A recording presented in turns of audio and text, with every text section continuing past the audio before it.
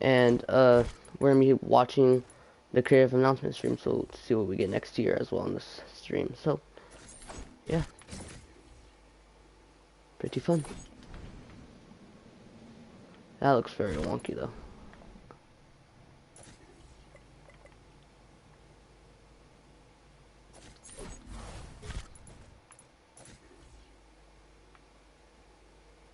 Hey yo.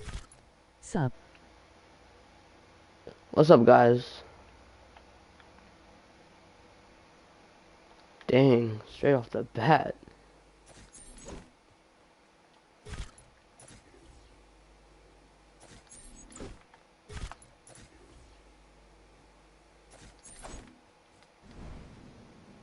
I'm gonna redo all this.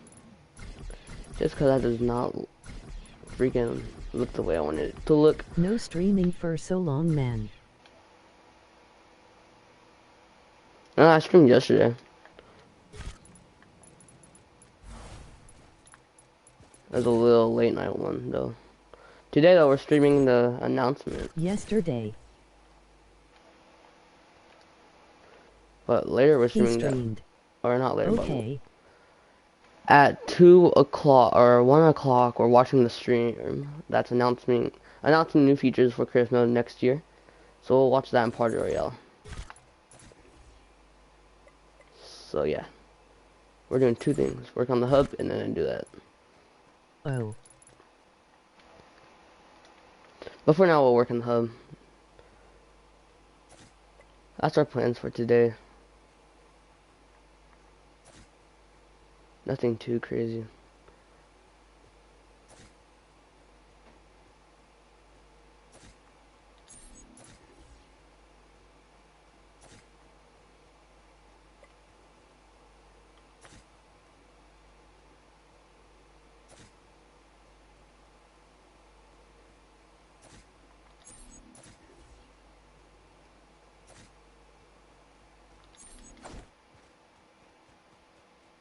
This is Emoji rolling on the floor.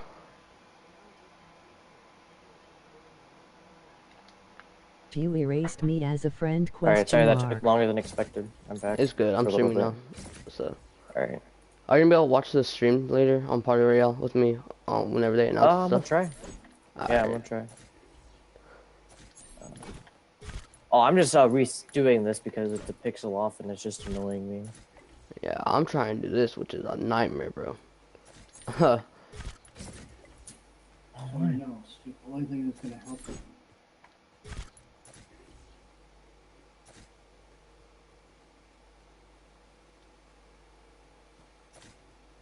It didn't let me place. Emoji rolling on the floor. We're gonna go figure out what we're gonna eat, so I'll be right back again. Okay.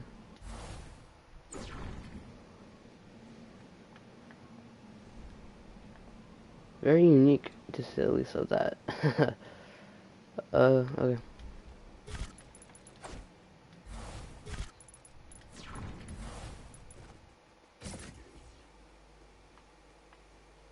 Are you making a hub? Yes, I am. See, we're laying it out right now. Here's what it's gonna look like, though. How does it look? Do you like it? So far, pretty cool. We got that room going. Okay.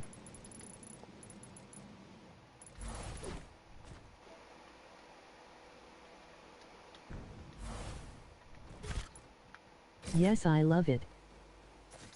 Yeah, hopefully it comes out, but I don't know. There's a very low chance of that happening. But hopefully I get support haircuts so I can upload maps for you guys. That would be amazing.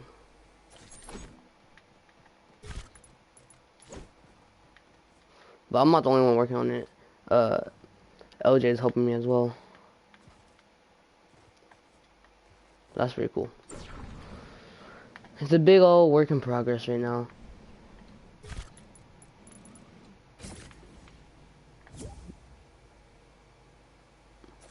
Oh. But right now I'm trying to figure out how this grass is gonna go.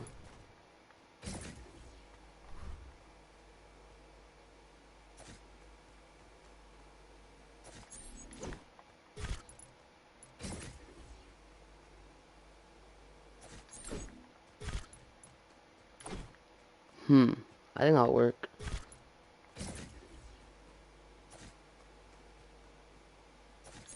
We're going for like a office vibe.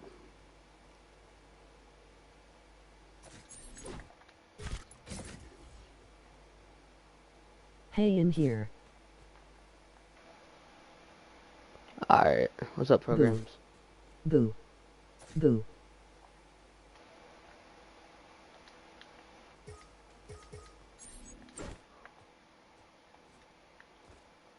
Okay, so don't know what we're gonna Yes, do for he that is side. making a hub. Emoji rolling on the floor laughing. Rolling on the floor laughing. Yo. Yo, what's up?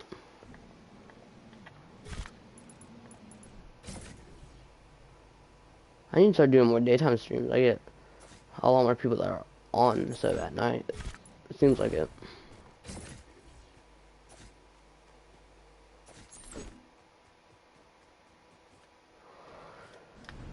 Alright. This does not look good. We'll scoot that in real fast. There. Same for this side. And then let's go ahead and do this.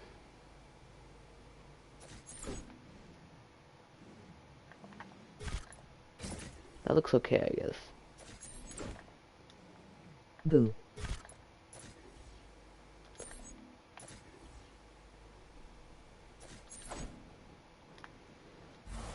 Okay. There we go. Guys, you are annoying him by sending all the emojis because Thanks for recording Galupta's live event. Oh, no problem. Another pretty fun event. I liked it.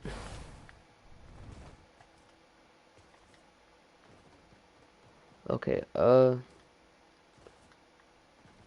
think he said that he wanted this to be like a parking garage looking thing. I thought everything's Yay. instructable.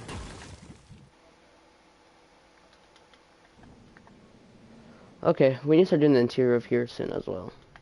There's so much that needs to be done for this Everybody build. drop a like. Did.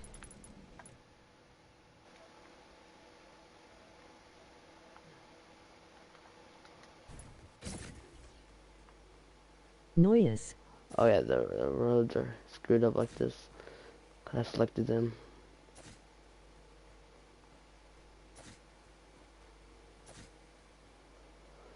How much longer do we have? We got almost 30 minutes left until the we got almost 30 minutes left until the creator stream. Well, we're like 45 right now, minutes away. I can't wait to see what they have planned for us. Hopefully they announce some big stuff.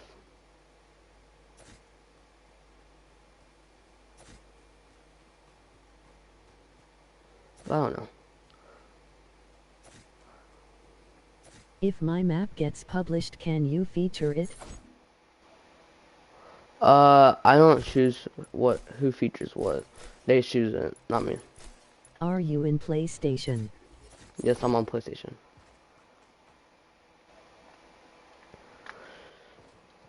Okay, let's see.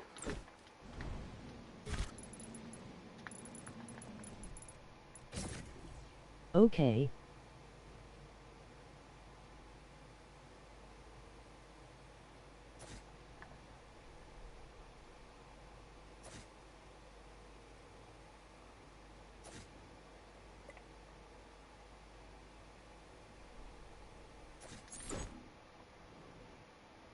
That'll be fine. A little bit of grass.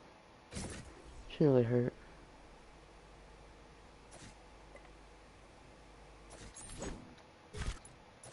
Don't want that much grass on it though. Man, this is a lot of freaking... I hate doing the curves, but it'll be worth it. I hope it'll be worth it. Remember, you can only use up to 35000. I know. No, it's actually 30,000. I already checked the guidelines. 30,000 or less. But this is only taking up 5, so I think we'll be fine. There we go. I am back. Okay. Okay, you got it, bro.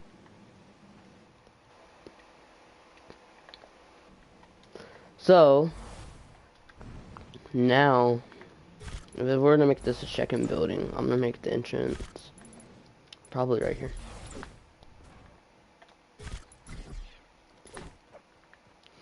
Okay, let's go get a door. Actually, I'll probably just use one of these. Are you making a city hub? That would be so sick. Actually, it's like a office hub. We're kind of going for more of the office theme, like a big old office building right here. And this is all gonna be behind it. Wait, we have a big old office building. Oh. I think it'll be pretty cool. How do you donate? How do you donate? I don't know. I don't have it set up, so.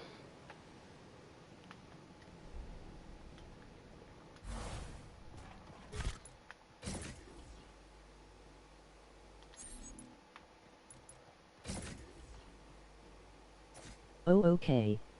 Me too, I don't know.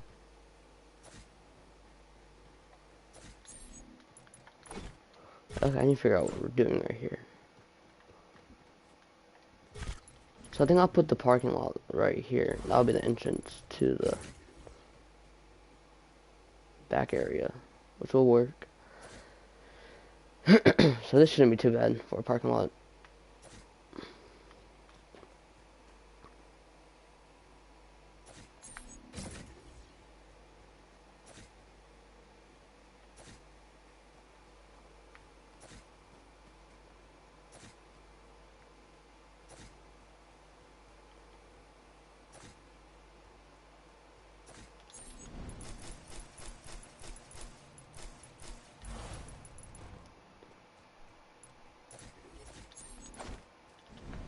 Okay, that should be a big enough parking lot, I would think. I don't know. I love how we just have like a floating hub. Very interesting.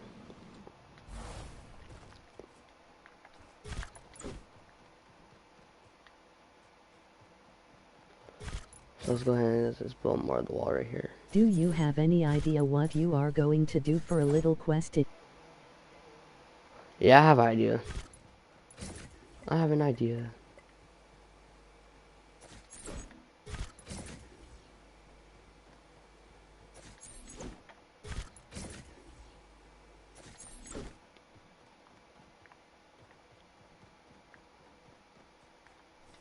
Or we just have an What's idea. your idea? Oh, you have to wait and see the trailer. I probably won't have it on. I won't record it live. I'll tell you that. Alright, I'm back. Yeah. Sorry about that. Alright, I got I know we were some. making food. Alright, I got this part done. You can fix this up a little bit. It's a little hard. I got the grass Yeah. right here, and I started working over here on like a parking lot. And I don't know what you were going for right here. It's just like the entrance to the plaza of the place. Parking garage. Yeah. Parking garage, alright. And I'm thinking about like we should make like a big building right here, you know, Yeah, I think that would be good. and then Okay, maybe being over here too. sneaky, I see. Yeah. Yeah, I told my stream that I'm not gonna tell them what the quest is. You have to wait. They have to wait and see the trailer. Yeah. So I want to tell you something. So with the grass prop, you really much never want to really rotate it unless you actually have to rotate it. Yeah, but look at the road. We might have to lift up the road. Yeah.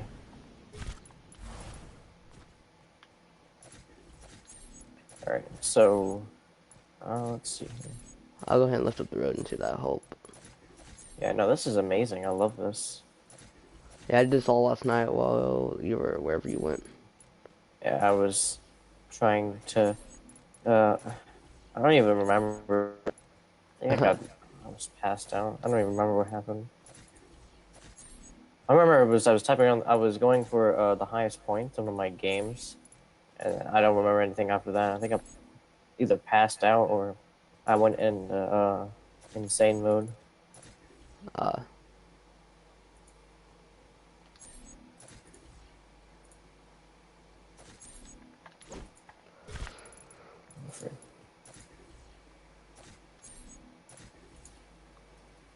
'Cause I remember you stopped by the stream once last night. Yeah. I wanted to see how it looked. What the? The Oof. roads are really hard to make. You want to do it? You want to move it up one? Yeah, I'm trying to do that to hide the grass. But Yeah. it kind of screwed up the road. Just a little bit. But, yeah, we never fixed this grass problem either over here. Yeah, I tried doing that. I stopped working on it for a little bit. Oh, frick.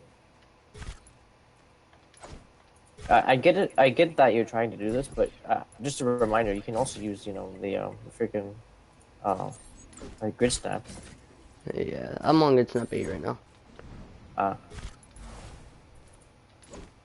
It's pretty much the entire build of this grid snap 8. Yeah. A hub, but it's all grid snap 8. Be an amazing title. Alright, so I don't think you can, yeah, I'm gonna put everything back down. But, like, what you can do is you can, for the road, make it level with the grass, so you don't have to put grass underneath it, Yeah. It'd make the most sense.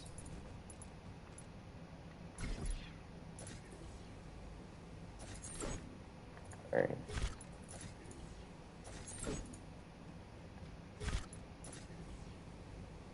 Frick, there we go. Oh, I just lagged. Oh, that sucks. Yeah. The funny thing is, this is like a little tiny lag spike. It wasn't nothing too crazy. Yeah, I have those sometimes. Even on my computer when I'm plugged into the Ethernet, but that makes sense. Yeah. Can you please stop flashing freaking... Oh. What's happening? That's why it's flashing. Let me go switch that out for this. What was Still flashing? flashing. The dirt type of thing. I don't know why.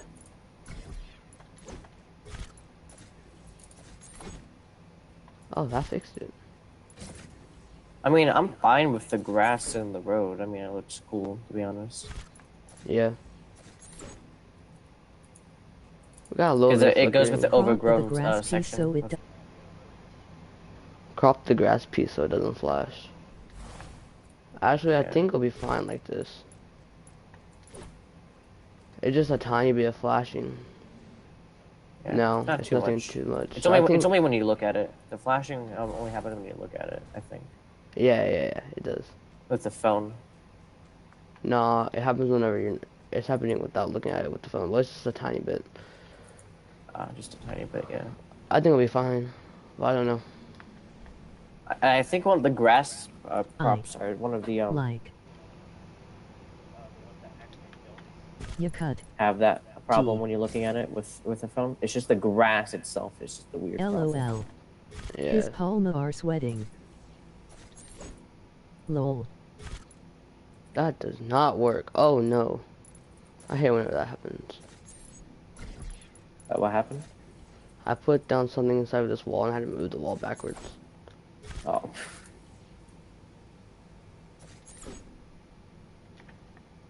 We got almost 30 minutes until the stream happens. Yay, I'm ready to see what they're gonna announce. We're probably gonna end. Guys, we are delaying the stream Elbow for cock. 15 years, so we'll see you then. Next thing you know, Train Editor LOL. comes out 15 years later. Yeah. Guys, we have added a new feature to run in creative. Isn't that exciting? Now, Message I know you're deleted. thinking, bro, I can press W and run, right? Well, no, this is different running, alright? So, You how have a it different works is, animation. yeah, it has an entirely different animation. You have to pass money every time you walk. And, yeah, you don't get a supported creator code on any map, by the way. Hopefully, That's a new feature. hopefully in the future though, they will give everyone support creator code. Yeah.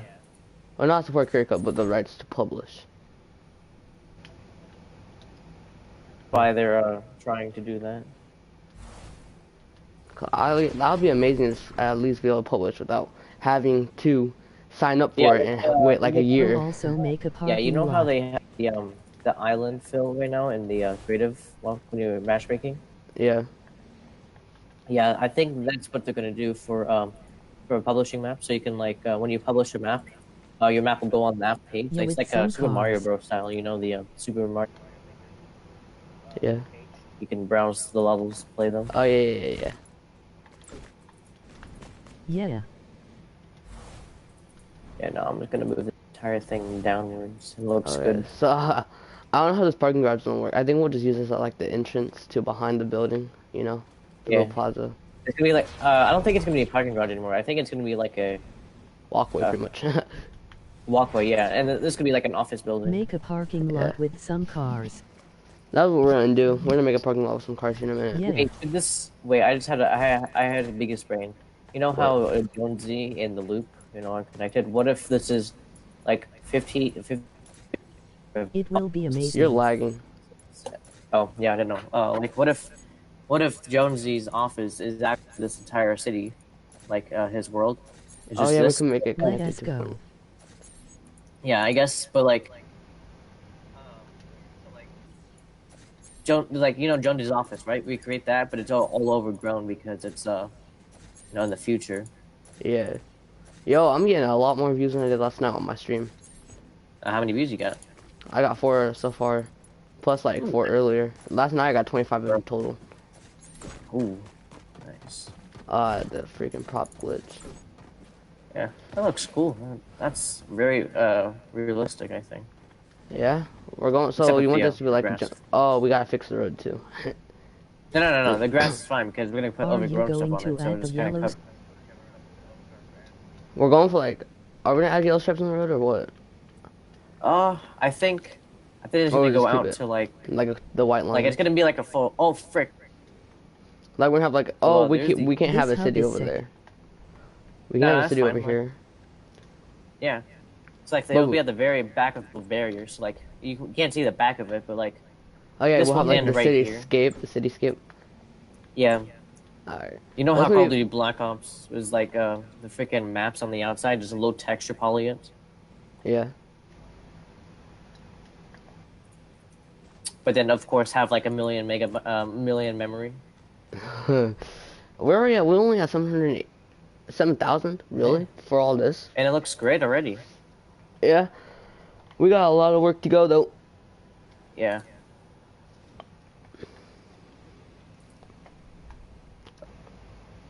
Dang, I already got 72 comments. What the frick? Holy crap. Oh. One of the best streams I've had in a while, I'll tell you that. I stream on Free Twitch Fortnite and. TV. Yeah, someone, Okay, what's up? And then, someone said hashtag free Fortnite. Oh yeah, Fortnite might get Yes. free because GeForce has announced like Fortnite coming back to I mobile. think they could get it Oh, by yeah. the way they're working yeah, right they're gonna Yeah. use Nvidia. You saw the trailer? instead You of saw the Apple. trailer too? I think I did. Not 100% sure. We're moving all this down now. Yeah. Alright. Alright. Good. Oh, really quick. Can we go back to the hub real quick? Yeah. The actual hub that looks nice. It's a template name. It's not like an actual name. Are you going to add a background to each portal? If it is coming complete, I will be so happy and play with you.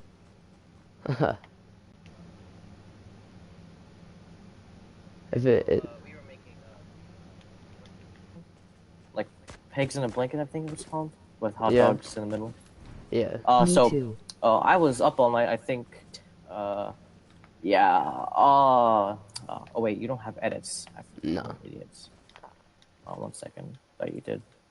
Permissions, and here we go. Oh If it yes. comes to mobile. Oh, Oh, so how long do you put it for? All right.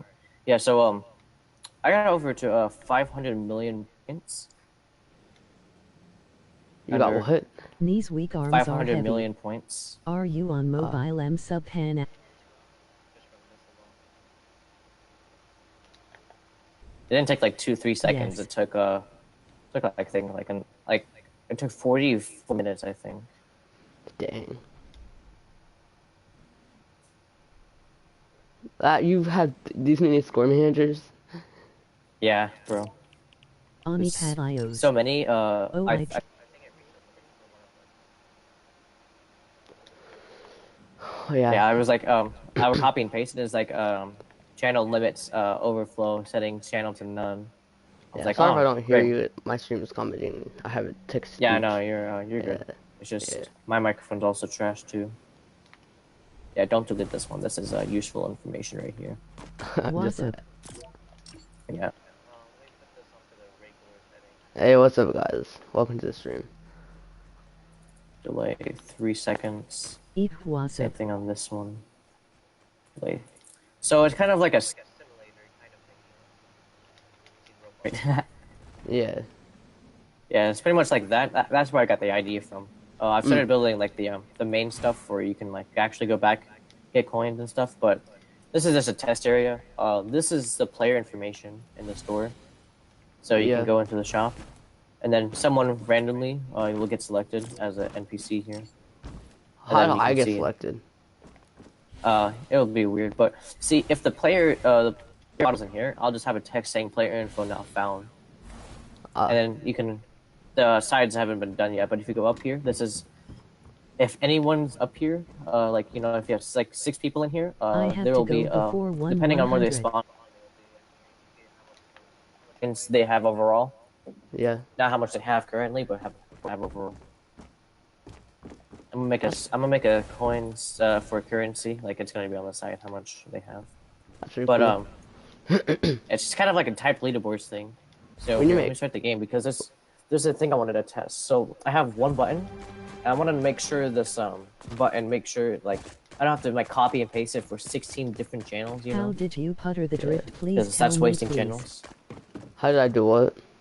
How did you putter the drift? Please tell me. What do you mean? How do you put drift style? I think. I don't know. But anyways, as you can see here, this is you and this is me. Yeah. And then if I push this button, it's a dead Put the button. drift. I start getting points, and then Oh, you gotta hold it. I want to see if I can still get points. Oh, it's a new Yeah. device. I don't get points. Okay, cool. Good to know. Yeah. Oh. Okay. Player info not found. Yeah. Call But I player can steal your reference. score from this. No. It's mine. You can know. Ya big update yesterday. What happened in chat? Oh yeah, that's how we got the stuff. The update yesterday. Oh no, it wasn't yesterday. It was 2 days ago. Yeah. Whenever servers broke completely. Use Hub bro, spawn or pads the too. freaking hub bro, I swear. Alright. Yeah. I just wanted to see if it worked because I thought I would, but of course it didn't. Like, Yeah. here, you can see it'll say triggering team. I thought it would work like that, but it doesn't. Ah. I'm gonna go back to the hub. Well, to our hub. Alright. No, you good, you good. 30 minutes until the Fortnite creative stream. Alright. Wonder how long the stream's gonna be. I wonder. Here, let me check out the. Let's see if they have said anything. Any updates on it. Yeah, let me go to frick ROM button. Cause I can tell you if they said anything. Don't look like it. Doesn't his hub look like it could be a real one in the future by the way he is working right now? Alright, FNXG. I just Legend. wanna publish rights, bro. Yes. It's like slavery with extra steps. Honestly, I think what we should do first, before we submit this hub, we should just submit it for like the support creator application first. Oh, yeah, because I don't have a supporter credit code thing, but Yeah, I don't either. So I think we can turn this. We Did you should like. apply for SAC? Yes, I did apply for it. I haven't Sure. got nothing back yet. Smile. yeah. But I have applied for it so far. They haven't sent nothing back. I'm still waiting. If they don't send nothing back, then I'm assuming they didn't get in.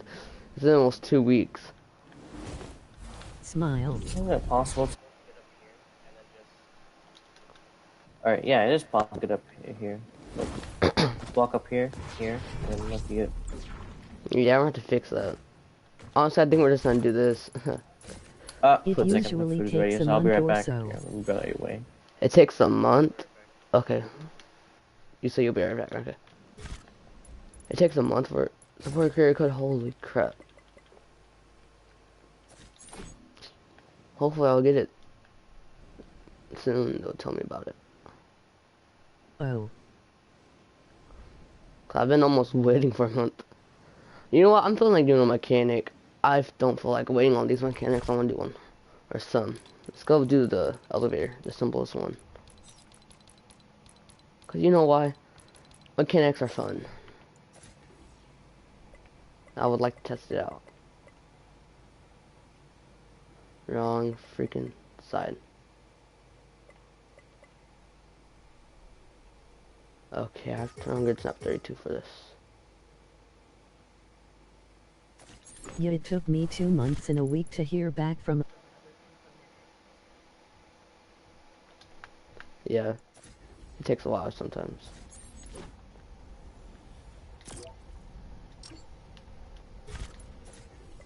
Oh, what? It doesn't let me freaking select the teleporter no more. There it goes.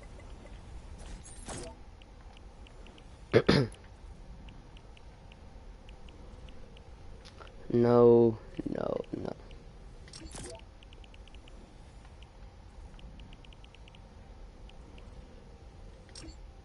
There we go.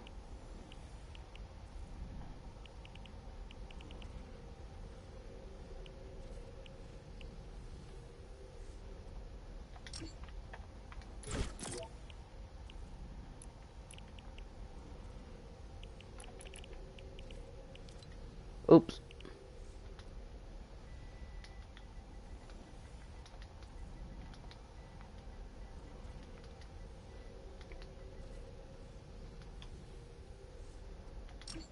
Got. I'm gonna say go.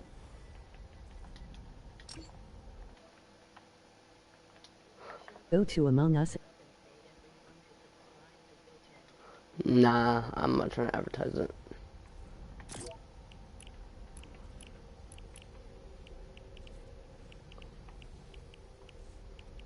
Yes.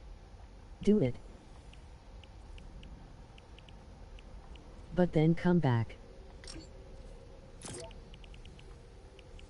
Let me ask him. Okay.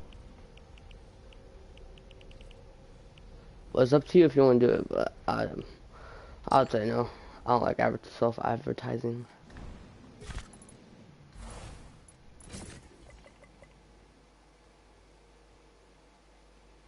Unless it's on my friend's stream. I just do it as a joke. I have to turn my grid snap 8. Okay, bye. What you mean, okay, bye? I see, actually about to go do it. I am gonna play and tell everyone.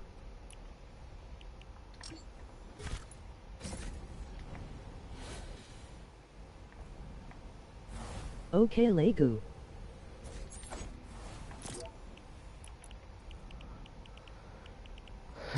Let's see.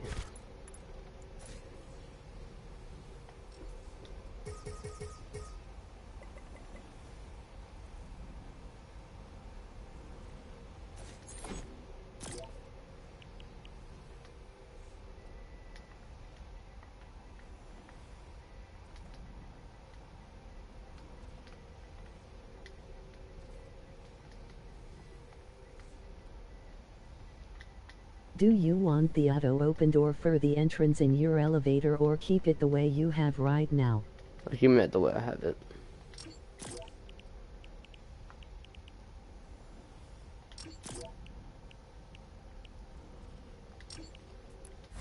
Let's test it.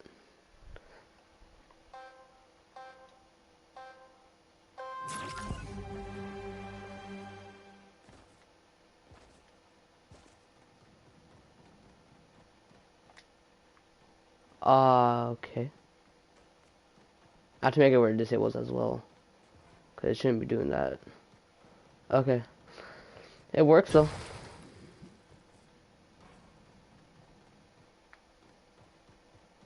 I have to make it to where it disables. Which won't be too hard. Let's set up a sequencer real fast.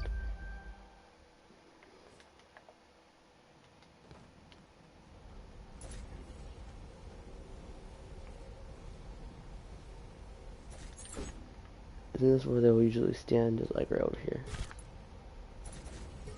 Oops. Why is that placing? I have one right there.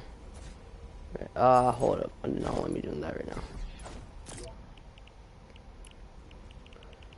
And A or disable on channel 2.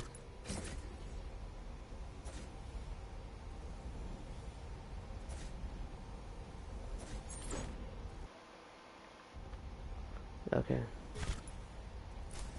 Go to the rift and face the direction that you're in, so when they enter it they will stay facing the same direction. Sure, I forgot to do that.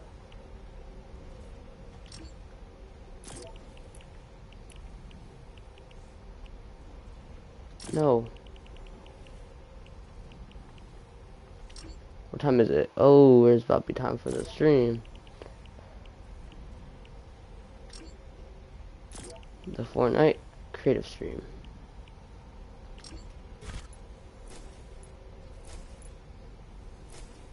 No. Why? Why is I looking have that to up? gone in one foreman. Why? What? Oh, what just happened?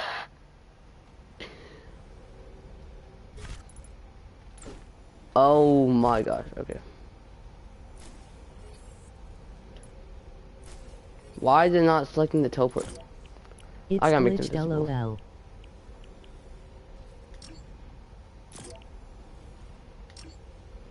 Actually, hold on.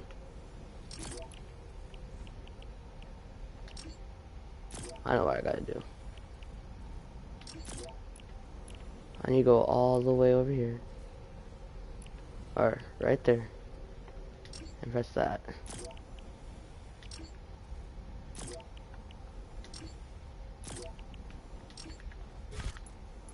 Oh, I forgot.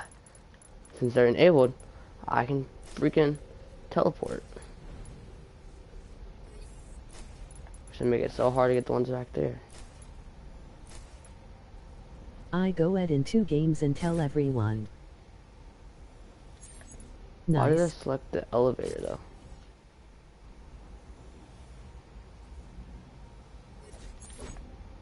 Okay. None. To sub you. None. I'm going to do that right now too. None. None.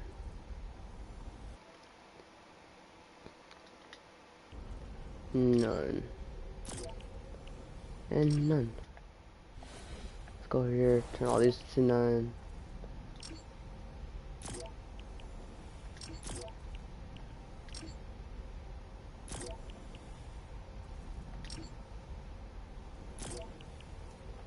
Alright, I'm back from eating. Alright, we got about like, not even 15 minutes, like 10 minutes, and then we have to go watch the stream. The creative stream. It's not. It starts at 2 p.m. ET, right? Yeah, so, Bro, and I that's, go add in for 2 me, that's not games and one. tell everyone that. That's good. 46. Yeah, for me it's 12:46, so that means for me it's 1. So yeah, we don't have very much longer until it happens. I want to test something real. Oh, hold on, I don't want to test it yet. I'm going to here in a minute though. I set up the mechanic for the elevator. Oh, I could easily do that in 5 seconds. I know, but the reason is I had to put rifts everywhere, and there I had to put 4 different rifts. So if they're standing anywhere, they can still teleport. Yeah. I gotta set this up now, so whenever the button's done, it like shuts off the rifts. Oh yeah. But I think you're overcomplicating it. Not really. Here, It's pretty easy for let me. me show you. I got it. Alright. That'll be fun. Okay. And then let me just get the freaking thing real fast. It won't take very long. Yeah. I got the rift for you. Rift. Oh, I already set them up. Oh, you didn't? It's all set up. I don't see them. Oh, now I I know, do. cause I had them They're on disabled. invisible. Yeah. Yeah. Okay, let me find the freaking Oh, frick. thing real fast. I went past it like 3 times. Lol.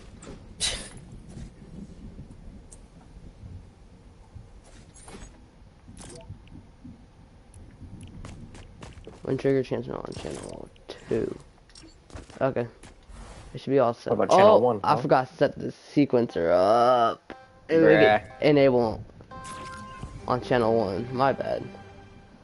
This shouldn't take too long to fix.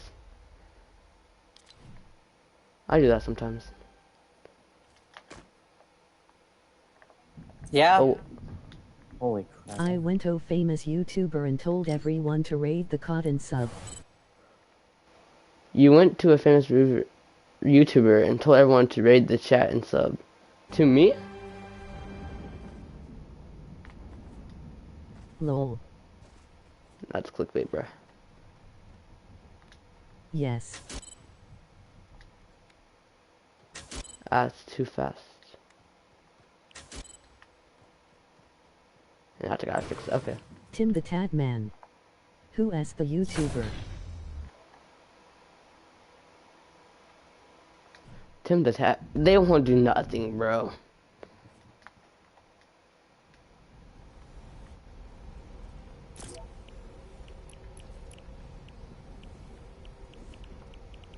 Oh, is he live?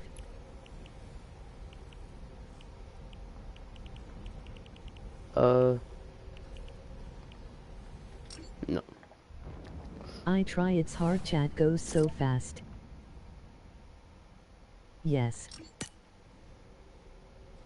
That will work. It should. Alright, I'm back. My dad forgot how to, have Google as a default browser.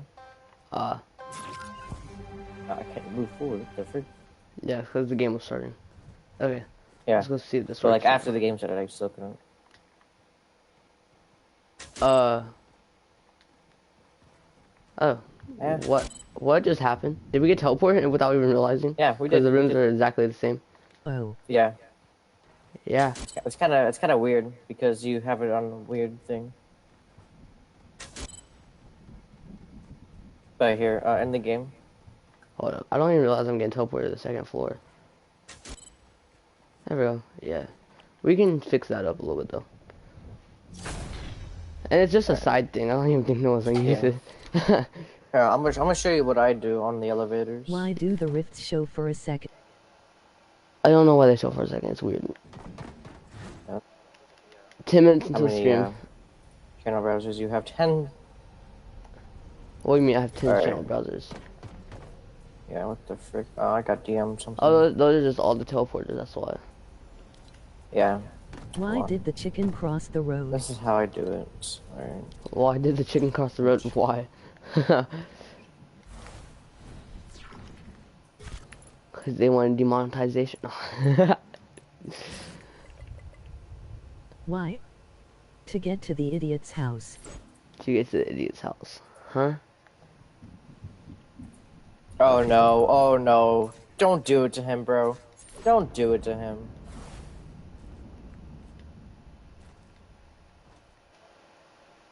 Okay, time to ban. No, I'm playing. Knock knock. Did he do it to you? What do you mean? My guy, he said he was gonna say knock knock, and then you're gonna say who's there. He's Yeah, gonna say, I know. He just said no. I'm not saying nothing. Back. yeah. Okay. Go sub, yes, okay. Hey Oh, Google, frick. ban M sub in. No, I'm playing. Lol. What the frick? I just Yo, had a I seizure. could forget my Attack. Google to do that though, if I wanted to. I guess, yeah. Okay. L. Okay. You're setting up them. You can set them up differently. I don't really do mechanics Is too trolling. much. It's actually pretty simple. I almost have it done already. Off. Yeah. Off. It's very simple. Why you enabled wanna all ban me? rooms. Emoji. I'm just joking. Skipping the Dude. rest. He didn't actually do it. LOL. Yes. Lol, emoji happy tears.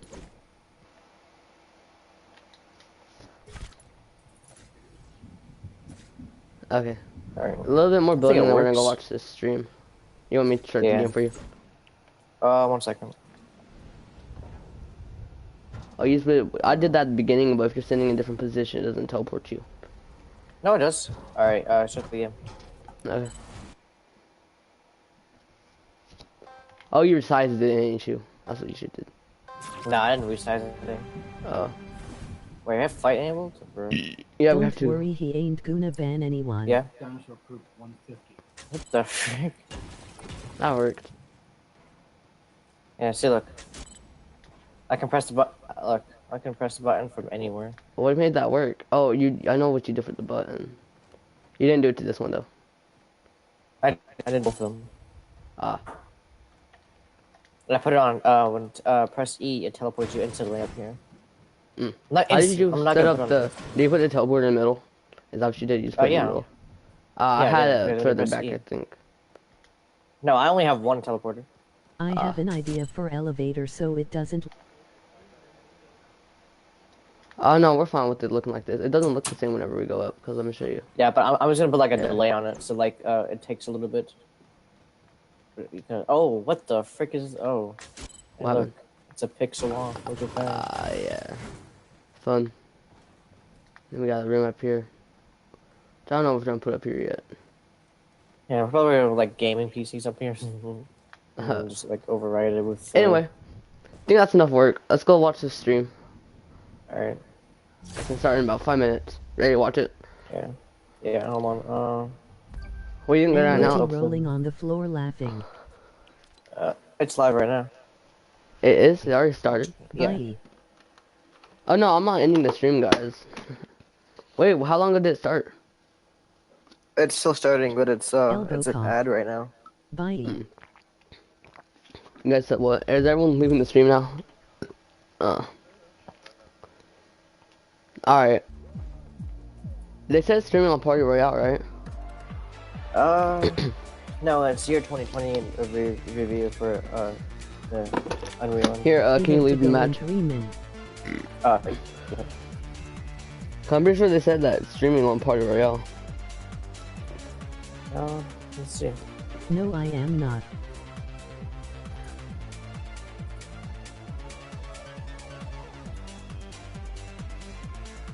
No, you're not leaving? Okay. Alright, let's ready up for this.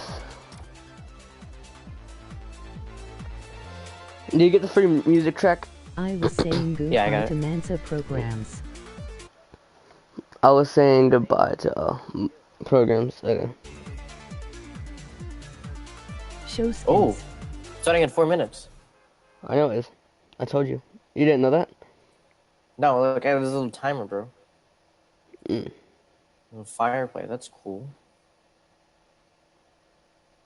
Oh, it's a I will crack go in shot a from couple of chapter 2, season 1. That's Yeah, we're insane. about to see it live Like 2 on min. here. Hopefully, I don't know. It's a party round or not. Yeah, I just saw an image on the server showing people in it. Hmm. So hurry up and load game. We need to get a grappler and we Yeah. have to go to the theater. The billboard or whatever it's Yeah. called on here. Not the party area, but the other one. Whoa. Yeah, but live event is happening now. Oh, I'm I getting see it. 30 4 minutes. FPS. 4 minutes. It's crack shots fireplace. Okay. Yeah.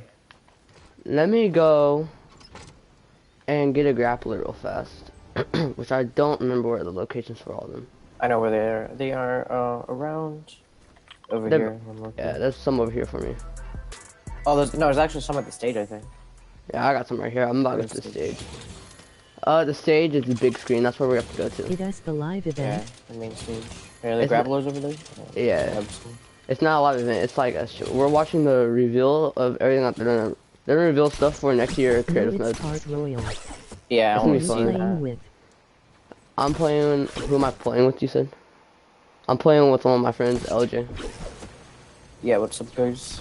I'm 18 years old if you want to dance right now. What? I'm 14. No, you know those people like, yo, bro, I'm 25, hit me up, and then there's girls. Yeah. Okay, we got 3 minutes, guys. I'm gonna go. Oh wait, where is it at? Uh, Is it? Oh, it's it's at at the Who is yeah oh, the Cameron big. Devo and why is the her big name in screen. I blue? thought Why is Cameron the vault and why is her name blue? Who? What? Who's Cameron the vault and why is it's a he? But You better have subbed. he's one of my friends, so of course yes, he I subbed. am not his boyfriend. I'm one of his friends. Whoa! If you're gay, Chill. delete. I'm not saying. No, I'm playing. Don't worry. I have gay friends, but you know the friends. You know. Yeah, I guess. Oh, okay. Um. Alright, I'm gonna go restroom real fast, guys. I'll be right back. All right. I have my FPS is dropping. Holy god. All right.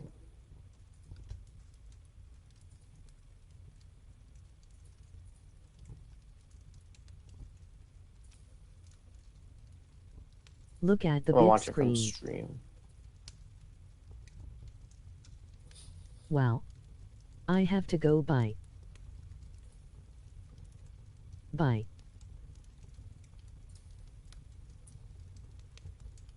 Saya.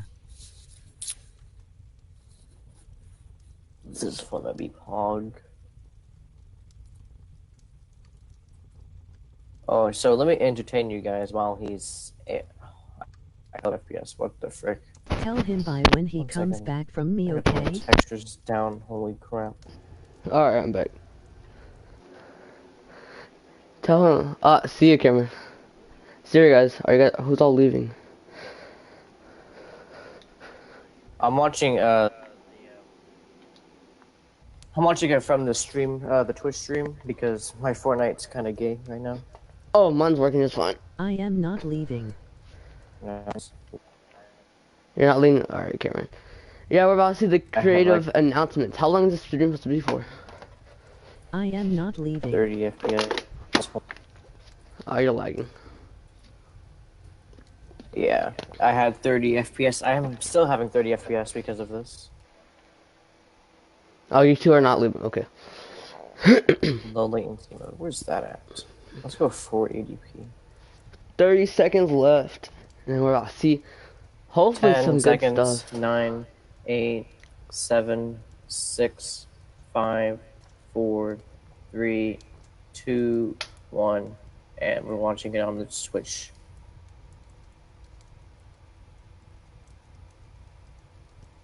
Ooh. It hasn't started in Fortnite yet. It starts in 4 seconds. Inside universe. Inside Oh, Unreal. here we Jesus, go. I can't. Here, let's mute. Yeah.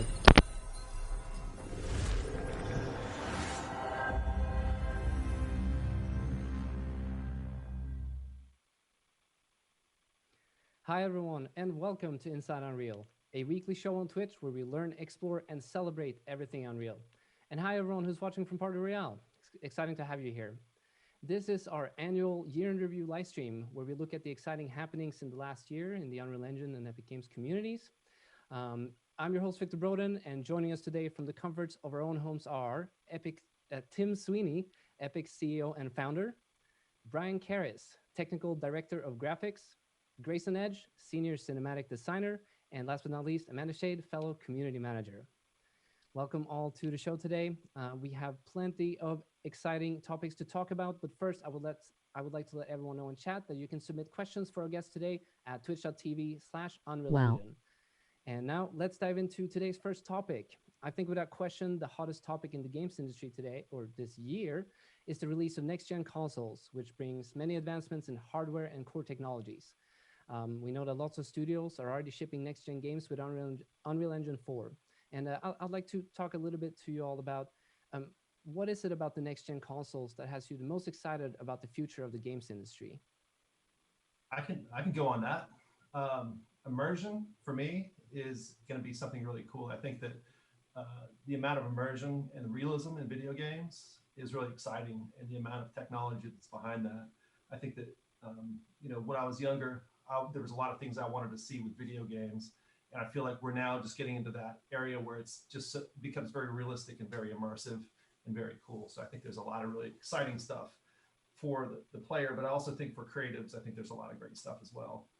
It's inspiring to create. I'll have to hold myself off from nerding out too much, but there's a lot of great advancements that happen in this hardware that is enabling a lot of new software techniques. The RDNA architecture for the GPUs for these new consoles is great. The amount of power is just as far as the pure like teraflops that these things can push out is a very big step from what we had before. The fact that we've got some real like full powered CPU cores opens up a lot of possibilities from the gameplay code perspective. It'll be a lot less trouble for us to ship games that would have been fine on a PC but would have struggled on a console. Now that we've got real CPU Gonna cores talk through here. that would be similar to what you have on the PC, making Okay. something that can work across both is going to be a lot less difficult. And then, of course, the other Right. major change is the SSD hard drives and the I/O infrastructure supporting them. Like being able to stream with the extremely low latency and high bandwidth off of those drives enables, I mean, the obvious things of less load times, which really helps gameplay. Just as a gamer, being able to Look at the dog die wearing a and then hoodie. reload immediately. That's pretty cool. Not having to It wallow makes Emoji in your- rolling on the so floor much better. laughing. But it also enables things that aren't just that sort of I like forgot typical, you're a like, mod load screen, Cameron. how long is my load screen? But it enables us to be able to move things in and out of RAM very quickly and a lot. So like what used to be such a critical component, which is how much RAM did the machine have, is still important. How much working RAM you have still matters, but it matters a lot less if you can cycle things in and out of RAM from the drive. It just enables a lot bigger worlds, richer, more vibrant worlds, because there's a lot more data that can be there, and we can move it in and out really fast. Yeah, it's the immersion stuff that really gets me excited. The technologies you're talking about, that's the stuff that's enables that. Console 4 dot now. That's the sort of foundational atomic blocks that enable that sort of immersive thing. Yeah, it's really cool. And here at Epic, what did we do to get ready for all of this in terms of preparing Unreal Engine for next gen?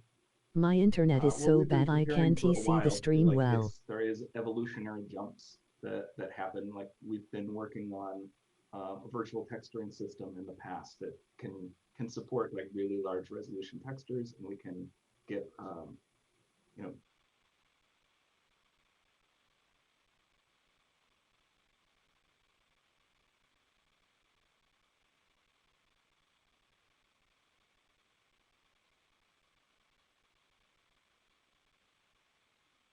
hardware.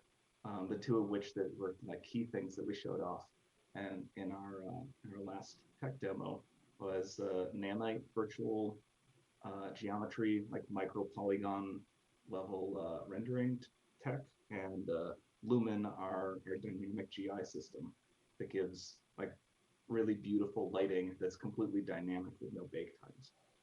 Those two technologies together are really kind of this like perfect recipe for enabling these new experiences and visuals that are like far beyond what we could have even like imagined possible with the previous set of techniques. If you are unaware about what Brian is talking about right now, a little bit later we're going to show you a video that showcases some of these technologies. Super excited. Sorry, I jumped the gun a bit. That's okay. I'm so excited. I'm so excited. Yeah, like these efforts were pretty long tail efforts. Like it's been investment that we've been doing over multiple years of looking forward and where we thought the technology was going to be. We had access and collaborated with both Sony and Microsoft on what this next generation hardware would be. But some of it is also a bit of just guessing where things are going, what sort of possibilities that we had to exploit, and try to get our foothold in there early. Yeah, there's been some amazing wizardry in this generation on the code side, but content is also a really important consideration. Unreal Engine 5 can render 100 million polygon geometry, but that doesn't mean an artist can just sit down and create one over the course of an afternoon or a week, right? So Epic's done a huge amount of investment in next generation content pipelines and building content libraries, like with the Quixel Megascans library, bringing Quixel into the Epic family and making all of the content available to Unreal Engine developers, so you can, like we did with the Nanite demo, uh, just bring in all of that content that's been scanned from the real world, and then adjust it and tweak it to meet your needs and build entire environments without having to build every piece by yourself. That stuff's really exciting. Yeah. Yeah, it's an incredible data set. The quality of those assets is really high. I remember some years ago when I was first talking with artists about photogrammetry, where there was initially a fear of, oh, you're going to make our jobs obsolete. And in fact, it's quite the opposite. It's like, really, we're just getting rid of some of the boring tasks. Like how much creative effort is it going to go into making just like a boulder? Really, your creative output is really about what you use that thing for and to make something interesting out of it, not the amount of hours that go into just like replicating some real world object. That's right. It's really quite astonishing. And for anybody on the stream who hasn't seen it, Google Quixel, Quixel, and just check out the massive library of scans of assets all around the world at movie quality resolution, that's now possible to render in real time. Yeah, and they keep adding more and more all the time. It's really, really incredible seeing all the work they're doing. Using real world scans, in fact, so they're actual real world items. We're going to go back a little bit to talk about Unreal Engine 5 in just a bit. Before that, I wanted to talk a little bit about what happened back in August when Epic gave Fortnite players on iOS and Google Play a choice between Apple and Google Payment and Epic Direct Payment, passing on savings to players. Both Apple and Google retaliated by blocking Fortnite updates and kicking the game off their stores. Now, Epic has taken up the fight for fair terms on digital stores in an effort to give developers a more level playing field and to open up more choices and freedoms to everyone. Tim, would you want to give us a little bit of information on what all this is about? Sure. This is one of the most important things that we've done in our history. All developers kind of live under the thumb of Apple and Google, who exert total control over the supply of apps for iOS and Android. And they do this in slightly different ways. Apple by explicitly banning all competitors, and Google by just making it harder to install competing software. But this is a fight for the entire game industry and the future of the industry. If these monopolies can not only control the supply of games, but also control curation and say that entire categories of new applications like xCloud and NVIDIA's GeForce Now and Google Stadia cannot exist on iOS devices, then it's going to be a really bleak future for everybody who is a creator of any sort. So we decided to fight this. And you might have heard of the code name that was leaked at some point. It was called Project Liberty internally. And our aim is to really change the status quo and open up the app stores on mobile platforms so that all developers have an equal chance. And every component of the ecosystem, from payments to stores to engines and friend services and everything else, can compete freely. Resulting in better deals for developers and better deals for consumers as well. This effort launched back in August, but we've already seen some major changes in the mobile ecosystem. Apple lowered their revenue share from 30% to 15% for developers who make less than $1 million a year. That's really interesting because it means that that's about 98% of developers benefit from that, but only about 5% of purchases are made from the games built by these small developers. And so it really doesn't help consumers at all. And it doesn't do anything to restore competitive pricing that would exist if these 30% taxes weren't being collected. And so this is an ongoing fight. The cases will go on. The Apple case is set for trial next year in May. The Google trial 2022. And there's going to be a lot happening in the meantime on the regulatory front. It's really a great opportunity for the community to come together and fight for our futures as creators, so that every creator in the future, including those who haven't even been born yet, have the chance that I had when I was a kid, which was to build software on my own, to release it directly to gamers, and to not have to ask a middleman for permission to do those things. Exciting times, special times for sure. A lot of unusual things have happened this year. That's definitely definitely the case for all of us.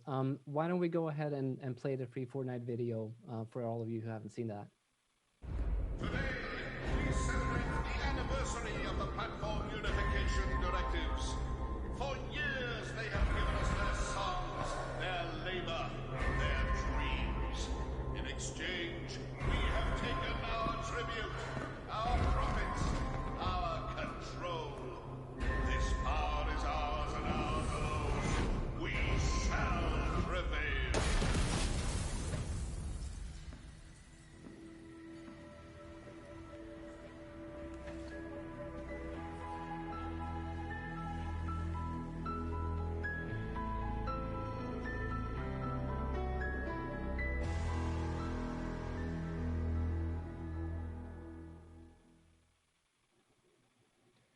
Interesting references there.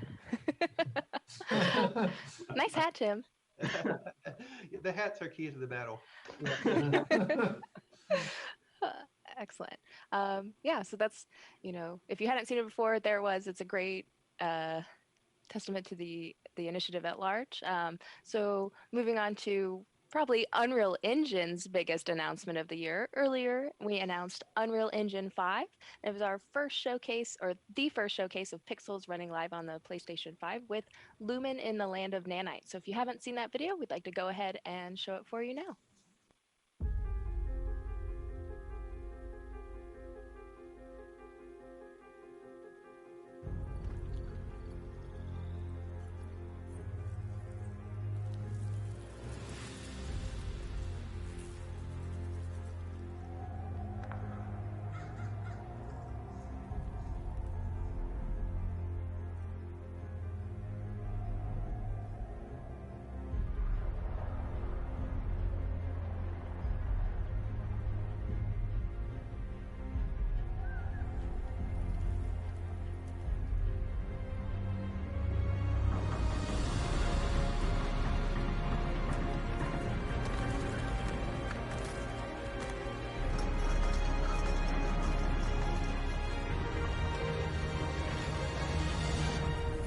Nice bugs. It might be.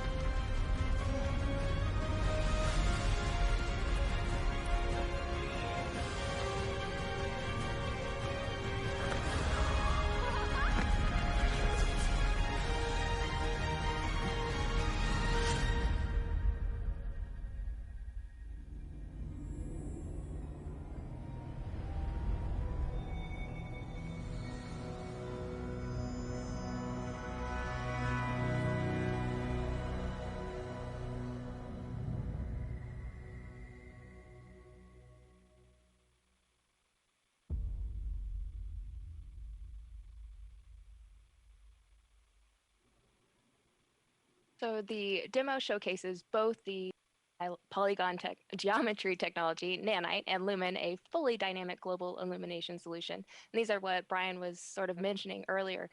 Would you kind of dive into that a little more and actually the impact that'll have on developers in this next generation? Yeah, sure.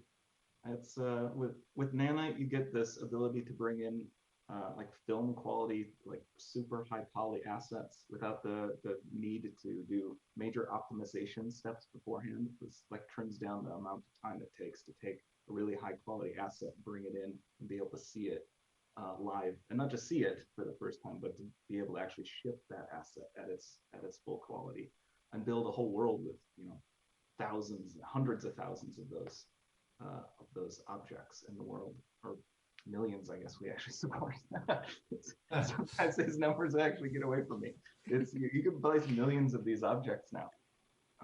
It's pretty incredible. And then Lumen for the real-time global illumination.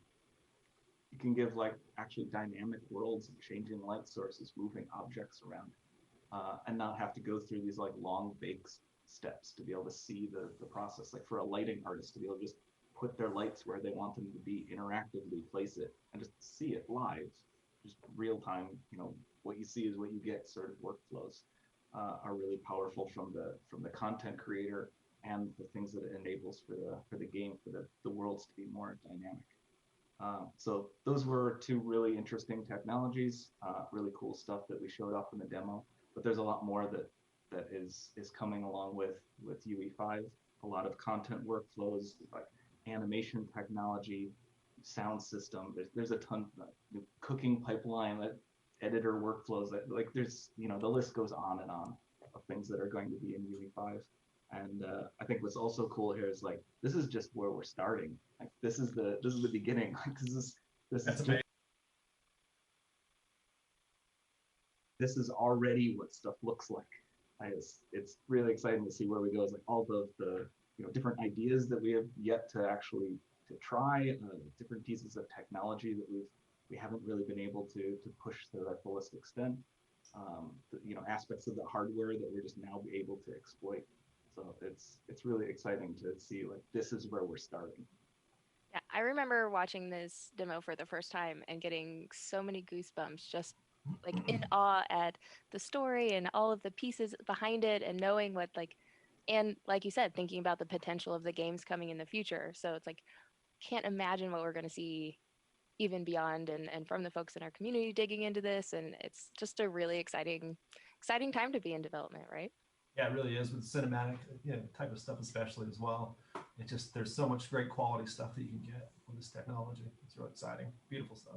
Yeah, a big aspect of what we're driving for UE5 is this sort of like just works as a pillar of the engine. Like we want to make it so that a content creator can make their assets, make their content in the way that is easy for them to make, in a way that like hits the detail level that they want. They can bring it into the engine, or create it in the engine in that way initially, and not have to work through so many like text to hit your real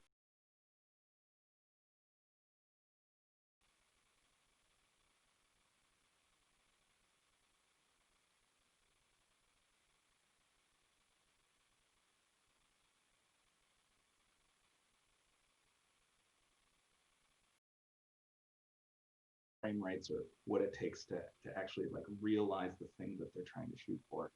Try to like minimize that gap between what they imagined or what was easy for them to create and what they could ship, and like shrink that gap down to as small or if nothing at all as possible, so they could just create the thing and ship the thing. And for those that are super excited to get their hands on these tools, we'll be going into preview in early 2021. This will be the time to try them out. We'll be trying to gather as much feedback as much as possible so that we can really make a solid launch, which we're aiming for at the end of 2021. Also, in line with our UE5 announcements, we did revise our royalty system, to or requesting only 5% once $1 million is earned. Tim, would you give some feedback on like what inspired us to make this change? It's a pretty significant jump from our old system. Yeah, it was a funny process. Somebody suggested Epic exempt the first $100,000 of revenue from royalties on Twitter, just because of the difficulty of being an indie developer and getting a game off the ground. So like I brought that into a meeting, and the team talked about it. And Dan Vogel, who's extraordinary engineer and very analytic, said, "Why only $100,000?" We had a long discussion about what is the threshold at which like a developer is actually still struggling. If you're one person, $1 million is a lot, but if you're a team of 10 or 15 people working for a year or two, then it might not be a lot at all. And so we settled on that number eventually. And yeah, guess what? It's being validated because Apple now changed their terms to give these sub-$1 million indie developers a special deal as well. And so I think this is a great deal and a kind of a great direction in the industry to acknowledge the challenges of companies launching their businesses and to really support them this way. Coming from once being on a small indie team and at the time of launch realizing that, oh wait, now we actually have to send money to people because we are actually about to do this, right? And then knowing that, oh no, it's only if we succeed that we actually have to worry about this, right? And so if you're using, say, Unreal Engine and Blender, you can just develop your game, ship it, and if you succeed, you now, and succeed pretty well, I would say, hitting that $1 million bar. And at that point, you can actually start, maybe potentially bringing in someone to help you with all of that instead of just being, a couple of scrappy developers who just want to make awesome games. It's super exciting. Grayson, you touched on it a little bit briefly, but the cinematics, I think it's impossible to talk about, 2020 without mentioning virtual production. And to kick off this conversation, I want to mention that small little nice anecdote that got brought to us, which is the fact that the first use of virtual production was actually back in 2001 when Spielberg used Unreal Tournament to block out shots for the movie AI. I thought this was an amazing anecdote. I have no idea about this. And it's cool to see how far back people have actually been thinking about the possibility that we are now today seeing become reality. Yeah, there's some really exciting things going on there. And I feel like, obviously, virtual production, there's a lot of different definitions of virtual production. And I've always kind of thought of where the real world and the digital world meet in many ways. And I think that it's a cool space to work in because, especially for things like previs, it obviously has much larger applications than that in terms of final pixels out of the engine. But I do think that previs is a very, very powerful tool, especially for filmmaking. And having done, very minimal directing at Epic or working on cinematics and different events and things, I feel like very quickly being able to determine what you're going to make, have a lot of people look at it and agree upon that thing is really important. And so I feel like this is a very base level of virtual production. I think it's very, very powerful to be able to present people your ideas clearly in a form that that they can understand. And I think it's I think it's really it's a really powerful tool. The engine, you basically using the engine for those type of things is really awesome. And so there's a lot of different applications for virtual production with the engine, and we can talk about that a little bit more as we go on here. But yeah, suffice to say that I think there's a lot of exciting things happening in the space right now, and I think being creative, I think it kind of like Brian was mentioning earlier too, really helps you realize your vision of things and see these things and then start to build on them very quickly. Kind of jumpstarts you in a lot of ways. Yeah, both the production side and the creative, right? The fact that you can just immediately see what's going on instead of having to wait for a couple of days to render or yeah. And I mean, also it gives you besides just the creative elements, it gives you a good idea of scope, tone, some of the things that you'll need to be if you're trying to make a movie, some of the things you may have to consider when you're doing that, or if you're making a music video or something else like that. It just gives you a lot of information very early on. And it's for me, it's very easy to jump in the engine and develop stuff like that and just start to get the idea of what we're doing with something. Yeah, getting past that just blank sheet of paper sort of problem, getting things up. Yeah. Well, that's just the beginning of the pipeline when you're visualizing the movie. Then you go and produce it. A lot of these productions are now using Unreal Engine for real-time rendering of backgrounds. So as the director is looking through the camera, they're filming an actor in front of, instead of a green screen, an LED panel displaying exactly what's happening in the movie set around them. And actors can look around the set and see exactly the environment they're in. And so it gets kind of back to the magical movie production era before computer graphics were introduced at all, in which a large part of the magic of the movie comes from improvisation of the set, on the director looking through the camera and finding a shot that wasn't necessarily planned out, and making the magic that way. And then at the very end of that process, you have digital assets for this entire production, which open it up to really easily applying those same meshes and textures and characters in games, or in any sort of experience that you might want that's interactive or digital. And Fortnite has had some crossover events where you have Star Wars characters pop in, or Marvel characters, or John Wick. But the next phase of this is a seamless pipeline from movies and television shows and other creative works into games without delay and with mass community participation. Yeah, it's really cool. And to talk a little bit about the immersion too, and you mentioned this, Tim, is that, as an actor or even as a director, you can jump in so you make this in virtual environment in some cases. You make your set, or you make, the thing that you're trying to shoot, and you can put on a, VR headset, or you can use an augmented reality device, or an AR headset.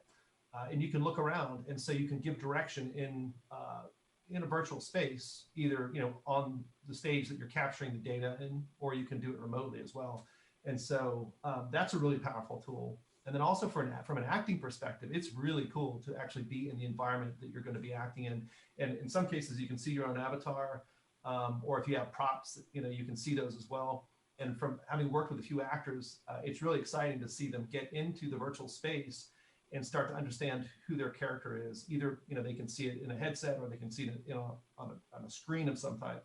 But it really starts to help you get into character. And so, interestingly enough, that process makes a lot of acting emergent, and we get a lot of really creative, great stuff out of being those characters, being in that world that we didn't ever have planned, which is just kind of a lot of fun to watch happen. Yeah, and the same is true for those LED wall stages.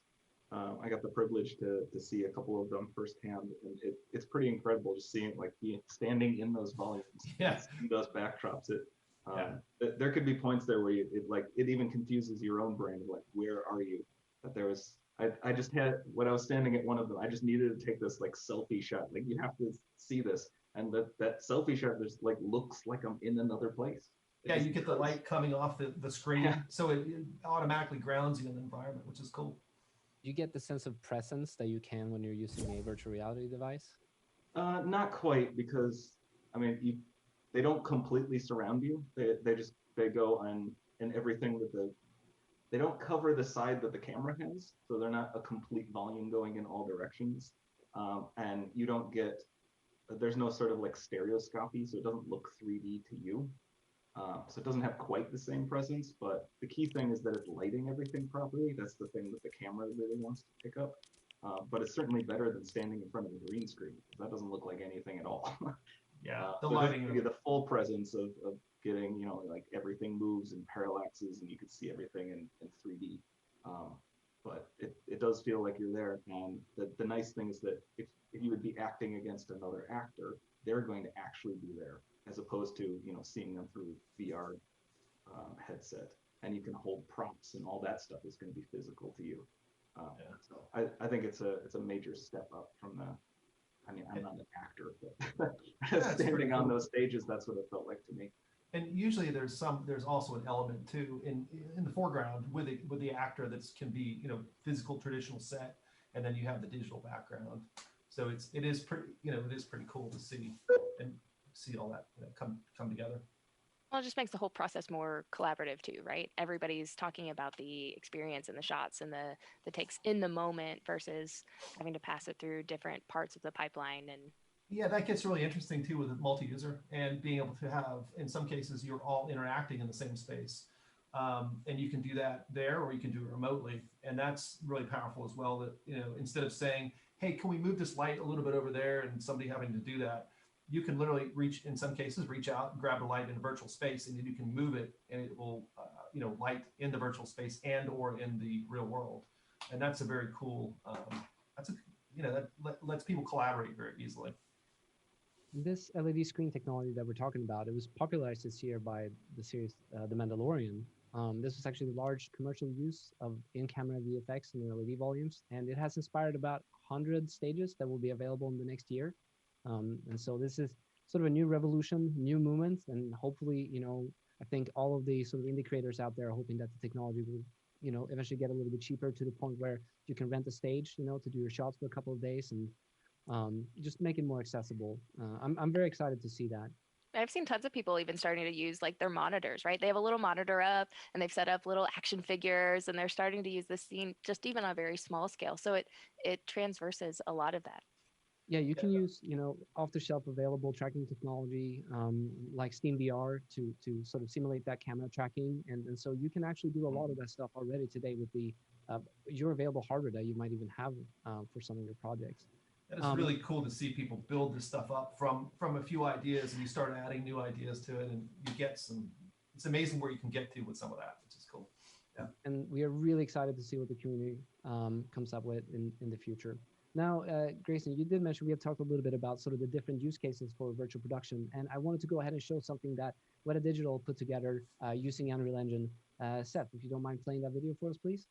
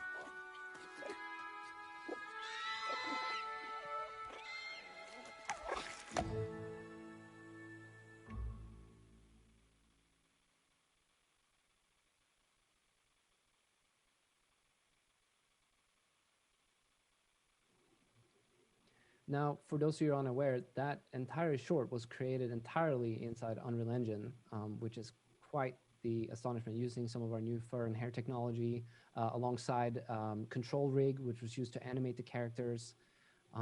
Yeah, big ups to Weta Digital and everyone at Epic who helped make this a reality.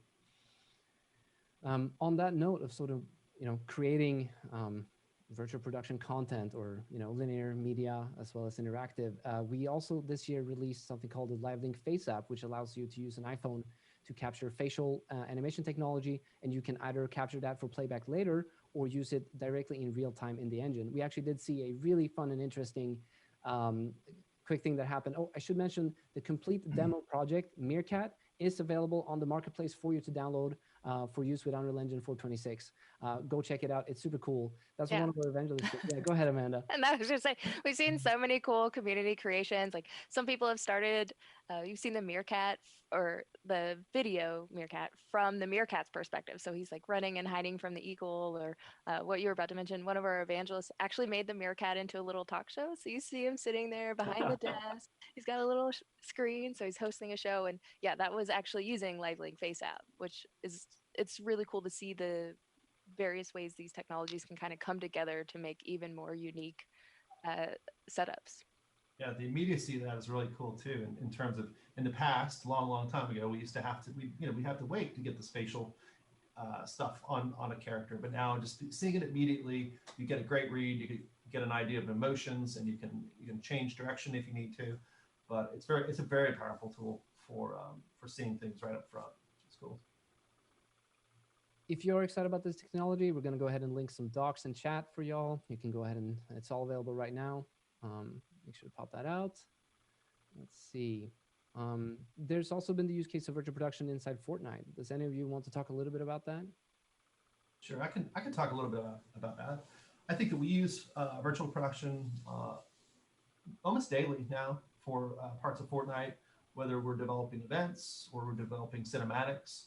And we've got a process down that we can jump out to our mocap stage, but do it remotely, virtually. So we all join kind of the same way we're joining through Zoom, and we can also connect through the engine, and we can see the virtual space together, and we can make changes to that space, and we can work collaboratively.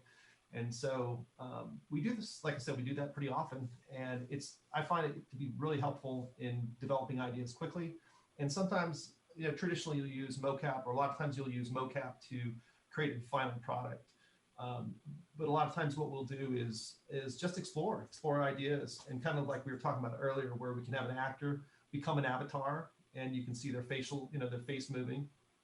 And so we may come into in a Fortnite sketch or cinematic with a certain idea, and that can change very quickly based on we see something that we like a lot more and a lot better. And so overall, the virtual production tools that we have at the studio allow us to work much more quickly and to be more creative than we've ever been able to do in the past. And I think that we're always developing that technology more for our own teams internally, but also working with outside partners to basically to learn a lot of different parts of things that they're doing, and we want to help them and they want to help us, because it's a bit of a collaborative effort on that stuff. So Yeah. Unreal Build virtual production, we actually got to see a few ways different people were using virtual production in their own projects, whether it's from the award-winning director Robert Zemeckis, or how creative director Andrew Jones was using it in The Mandalorian, to a number of other creators that are using these pipelines. So if you haven't seen it, we definitely recommend go watch those videos. We have them all on YouTube, and it's really fascinating to see how everybody's using it in their own unique way and how it's elevating their pipelines. And if you'd like to get started yourself, make sure that you go ahead and check out the virtual production primer that we released. All right, I think it's time to move on. Goes without saying that another big initiative that we actually launched, the initial one was launched over 2 years ago, but last year at GDC 2019, we announced a new version of Epic Mega Grants, which is a $100 million fund that exists for different creators around the world. It launched in 2019, and we have at time of today, we have almost handed out nearly 1,000 talented teams have received grants from the Epic Mega Grant Fund. Tim, would you like to comment a little bit about it? Oh, sure. This is just a way of helping developers who have made some progress but need a boost. With funding, often funding makes the difference between being able to build and expand a team, or get marketing assistance for a game launch, or fill some critical need, or just kind of going on without really having a chance to succeed. And so this has been the biggest year for Epic Mega Grants by far, with a much larger dollar amount and a number of grants issued this year than in any past year. I think this was an interesting time because Unreal Engine usage has exploded, both in game development and in all of these other industries. And usage has expanded in academia, so we've been funding a lot of academic projects, of all different sorts. Some at the PhD level and some at the introductory level. This will continue, and it's a great way for Epic to reinvest back into the community. And there's a really big team within Epic supporting it. But there's a dedicated team to Mega Grants as a program, but then a lot of people at Epic who are specialized in any one area will be reviewing individual grant applications, given their expertise, and considering each one. And it's a very rigorous process. We go through a huge number of applications and really make sure that everybody receives a fair decision. Yeah, if you make sure you apply. We want to see as many of you as possible sending in and seeing what you're working on. There's nothing that is, don't feel like it should be a pressure. We want to see your applications. We want to see what you're working on, and we'll be happy to review all of them. Yeah, so we've actually supported a lot of open source projects, even Blender or other game engines like Godot. I was actually curious why you feel it's so important for Epic to invest in these open source technologies, even beyond sort of our own space and our own tools. Well, the whole industry relies not just on like one piece of software, but an entire ecosystem of components. In a lot of areas, some of the leading work in the industry is open source. With some of the subdivision surface work that's been done recently, the leading library is open source entirely.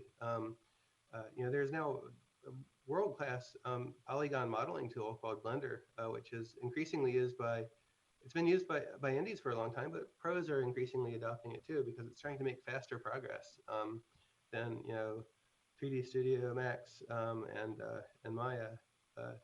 So everywhere we can help, that's just something we're eager assist with. Even Godot, the open source 3D engine that I guess you could say it's a competitor to Unreal, but it's a permissively licensed engine with an incredible set of capabilities. And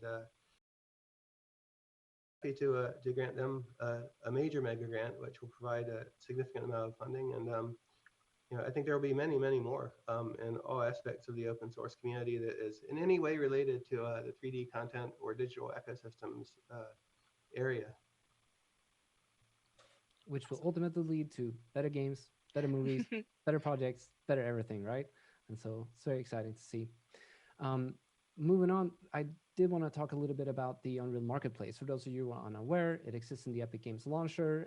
It is a place for creators to sell their content, as well as for Epic to provide a lot of content for free.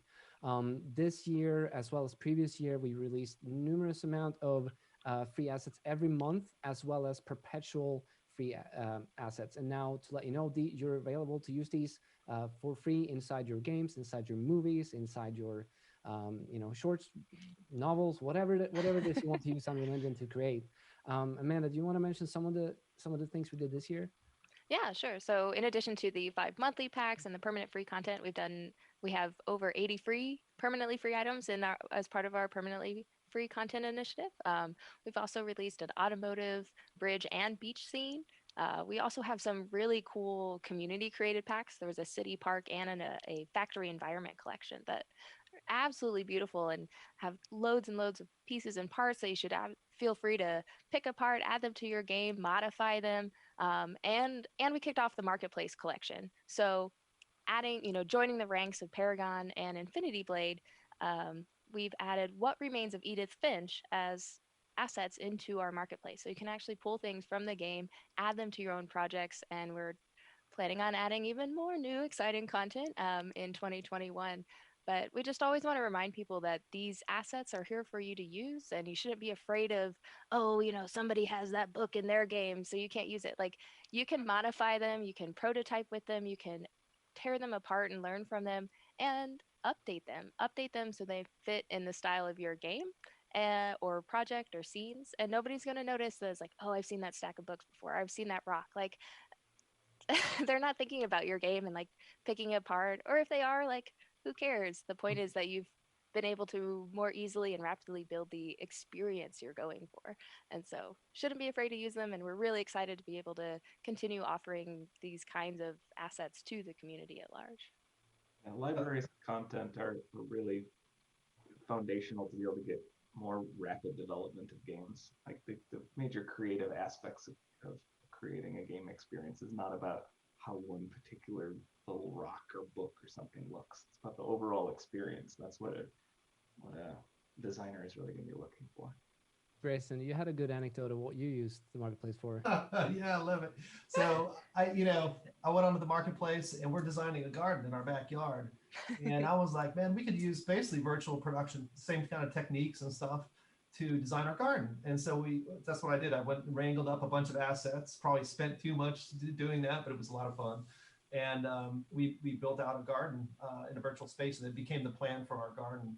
And one of the cool things is I was able to jump in there in a virtual reality headset and look at this garden, and we were able to measure it out to the foot for everything, or to the meter, to everything. So it was kind of cool using marketplace assets. You never know how they're going to come in handy. You never know. It's a kind of interesting project. Love it. Moving on, of course, they're all available on the marketplace right now. You can go to unrealengine.com to download the launcher and access all of them. And if you are here and you're interested and excited about getting started with game development using Unreal Engine, it is available for you right now. There is over 160 hours of content on Unreal Online Learning that you can go and access to get everywhere from the basics into more advanced topic in terms of lighting and editing, placement, code, etc. It's all there at Unreal Online Learning. Got to check it out. This year, we also did our first bespoke virtual event, Unreal Fest Online 2020.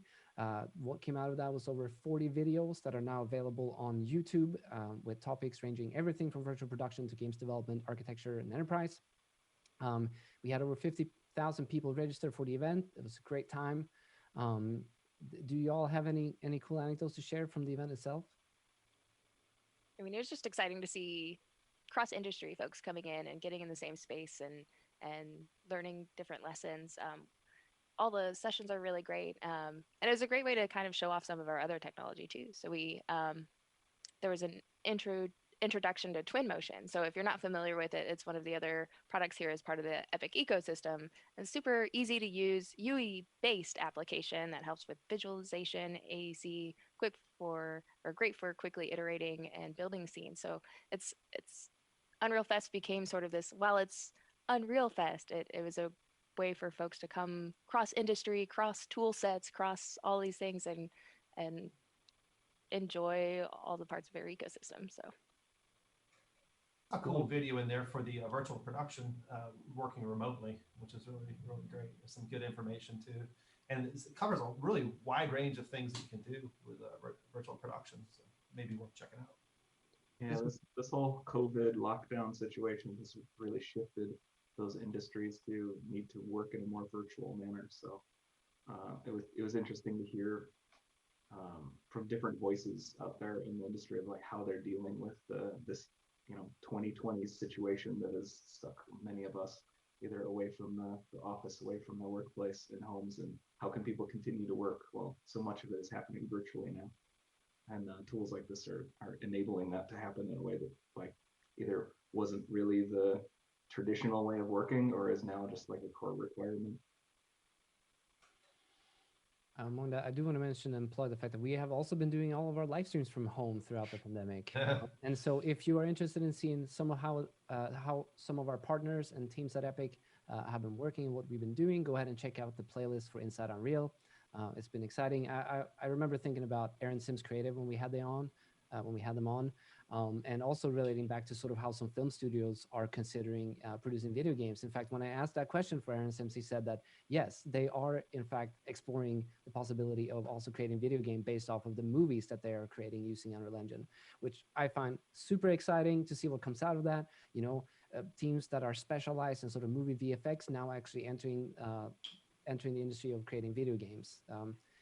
Amanda, you touched on this sort of as well, sort of how industries are now just crossing paths, and these channels are opening up, and it allows us to just share knowledge and experience and see, how the industry at large can grow, or all of our industries at large can grow out of that.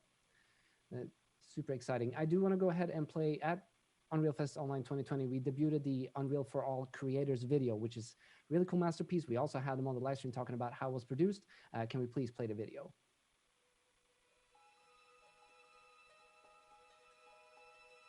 Creativity lies in all of us. It's what makes us human.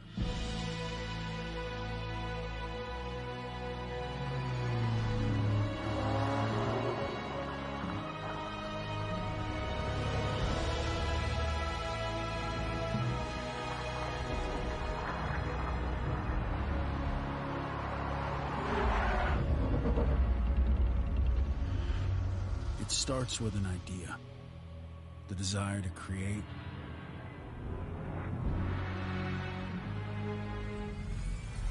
to solve, to play, to share, to interact.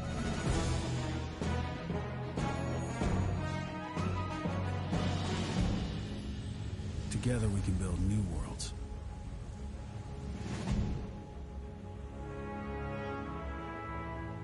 Freedom to create for all.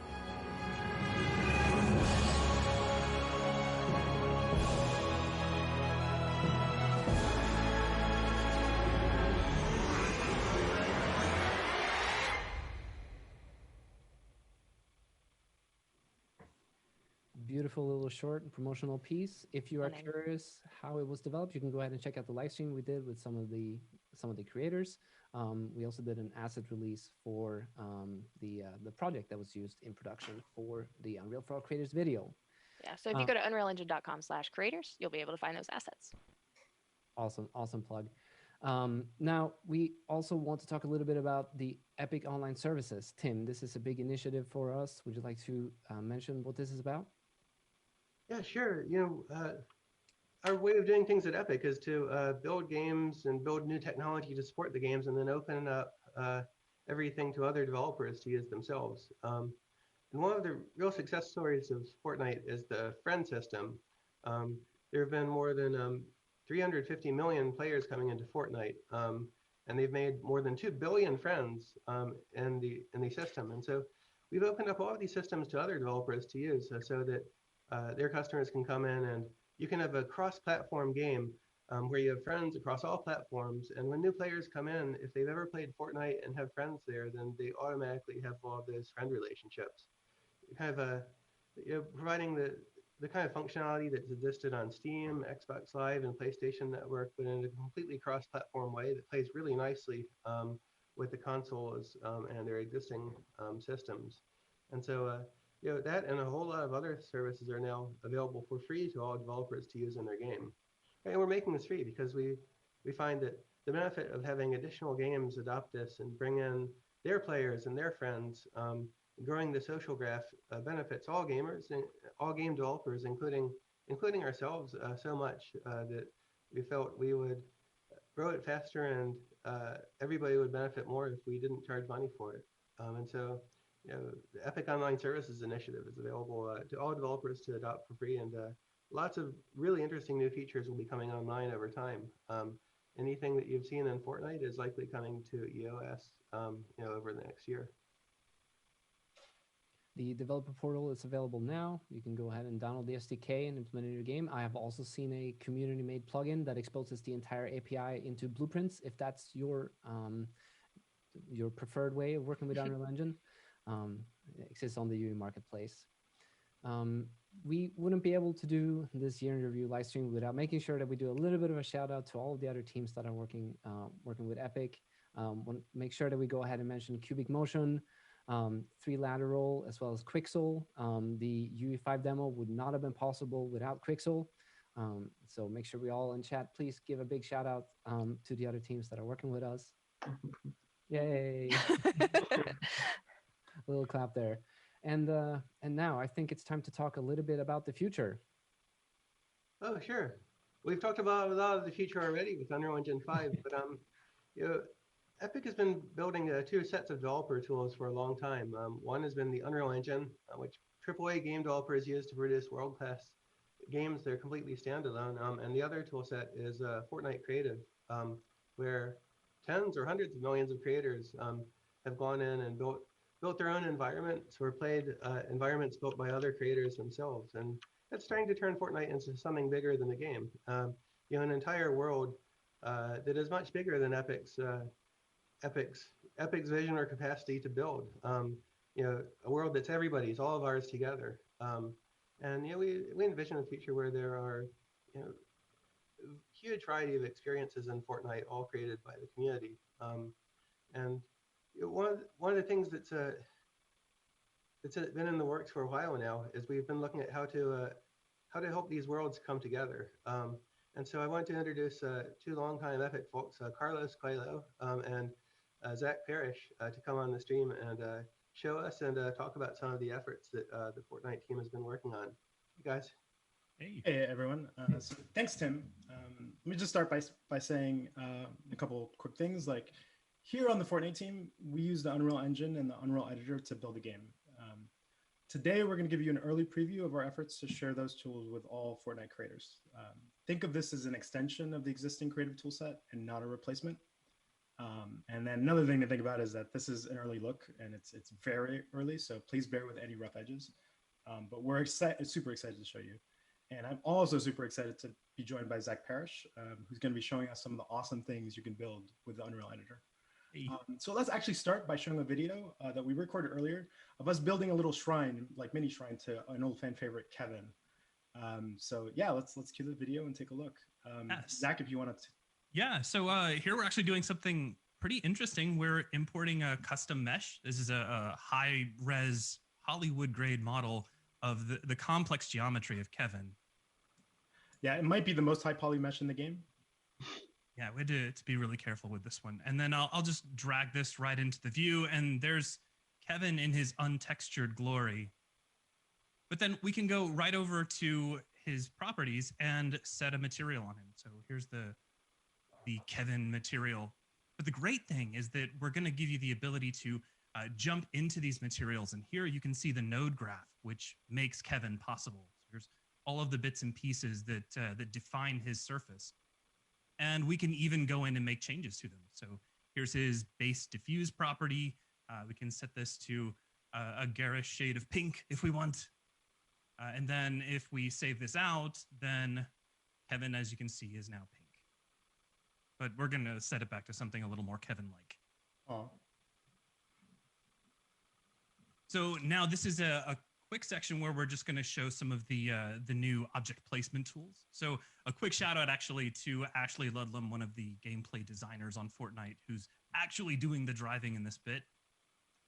So he's going to use the Unreal Editor toolset to build a small shrine to Kevin to kind of show this off. You see he's bringing in some static meshes, quickly adjusting their properties.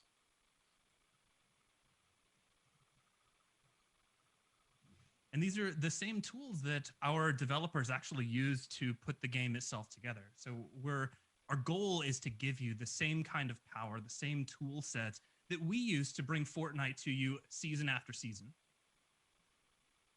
Yeah, absolutely. Like really as one-to-one as possible from normal Unreal Engine workflows. It'll take us a while to get there, but we're super excited for this. Okay, we have the 3 rocks. Of course, that's important. So you need something that looks very shriny. And so now here's Kevin in his VFX splendor. And we're going to bring in a particle system. This is actually from a previous season of Fortnite. It's a little star dome. We'll put that on Kevin's head. Now, the neat thing is that we can actually jump into Niagara, which is the full particle system inside of Unreal. And you can see I can rotate around the particle system, take a look at the node graph definition, which defines this effect. And I could even go in and make this my own customized version of this effect straight from the Fortnite content. There you have it. Yeah, that's pretty awesome. So now why don't we go and show kind of another kind of big part of the toolset, which is essentially, I think there's another video for us actually. So, you see some new buttons in the toolbar. One of them is upload project.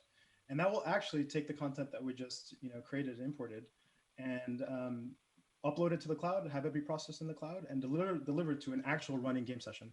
So here was us actually playing around in Party Royale. And you could see consoles playing, we had some capture team members on console and PC and it showed up in a normal Party Royale session, which is pretty cool.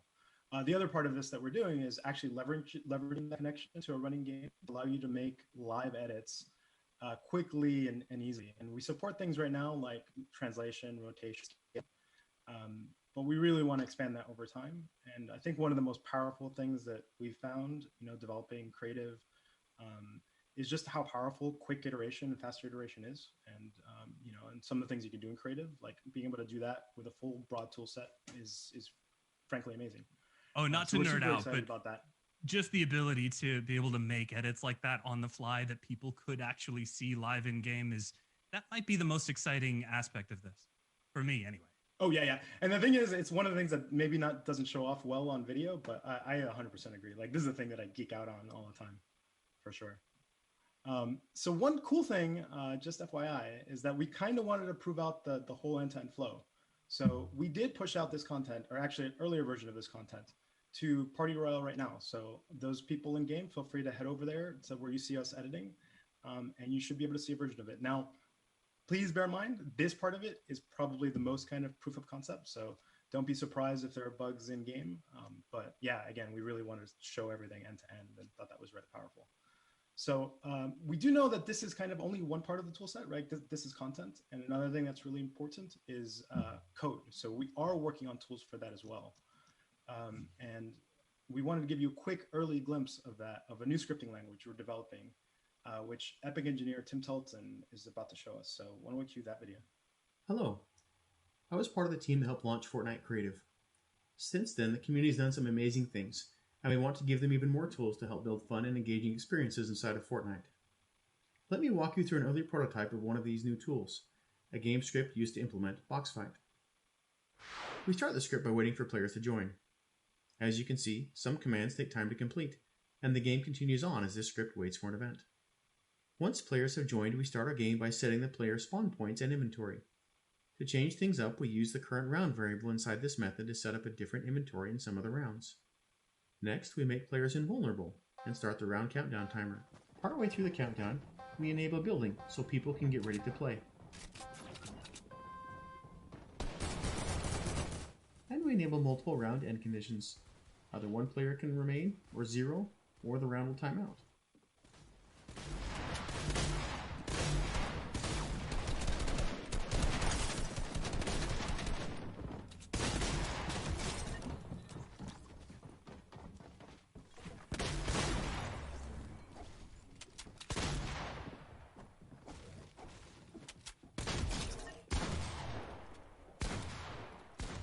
Returning to our game script, once the end conditions are met, we display a round end message.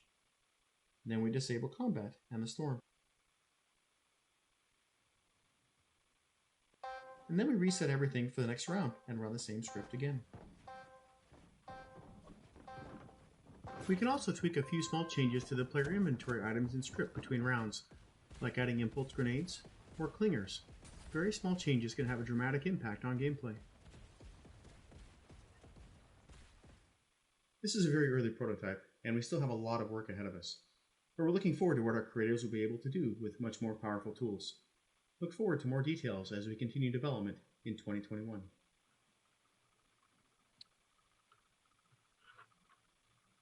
Awesome. Well, we're super excited to bring this to community. In terms of time frame, we're not sure. Probably sometime in 2021. And just like we're seeing here, I think we'll want to iterate with the community and kind of get something out early as we can. But we'll see. We'll take things one step at a time. And the goal here is really to bring in more of the Unreal Engine authorship tools that we use here at Epic. I mean, obviously, you can already place objects in your Fortnite creative scenes. A lot of those types of things like move, rotate, scale, those have been there. Yep. But we want to give you access to your particle authoring tools or your material editor and things that we use to bring the game to life so that you can start making even more customized experiences yourself.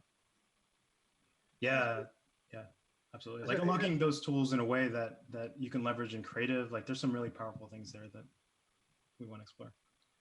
Yeah, it's really awesome work. Congratulations, folks. And this is an early peek at something that's in development, but it's the first step into a larger world in which the world of Fortnite Creative and the world of the Unreal Engine and the full set of tools that AAA developers use to build major console games converge to give creators even more power in the future. And these are two worlds that will coexist side by side with the Fortnite Creative mode existing on every platform and every control scheme, and some of these advanced tools running on PCs, for high-end developers, and it's going to be the interplay between creators using Fortnite Creative and developers using the tool set working together. That's going to create a lot of really interesting interactions.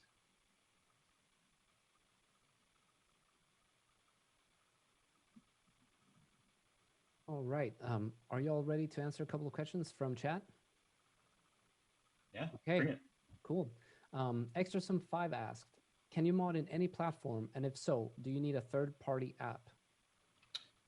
So the 100% the goal is just like everything in Fortnite Creative inside of Fortnite, that everything you create works on every platform and you can publish and see it live on every platform, which is why it was important to even demo the Windows and console together, just to show that.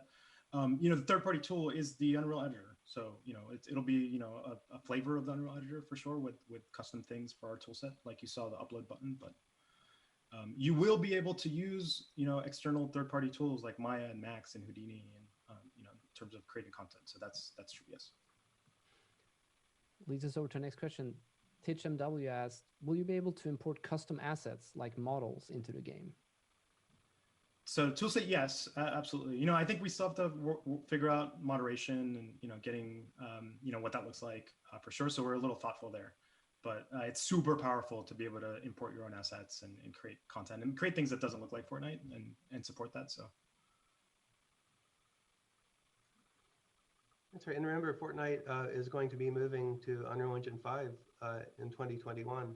And so a lot of these Unreal Engine 5 features you've seen demonstrated on the high end will become possible in this environment. And they'll create a really interesting a combination of Fortnite visual style, plus the option of having completely photorealistic content in creator worlds as well. And all of those things that we were talking about to make it easier to bring things in without worrying as much about optimization, it all applies here. Yeah, absolutely.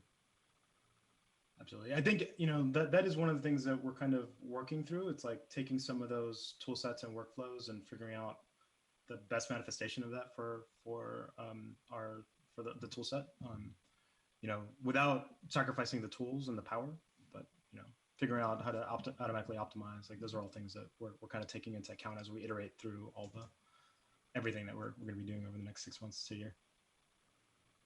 Moving back to a couple of the questions we received earlier in the stream here in regards to UE5, Captain Gravyboat asked, which platforms will Nanite and Lumen support, and how will the tech scale to lower-end platforms? So the next generation, I guess they're current generation consoles now, I guess we could call them, is definitely supported, as well as high-end PC.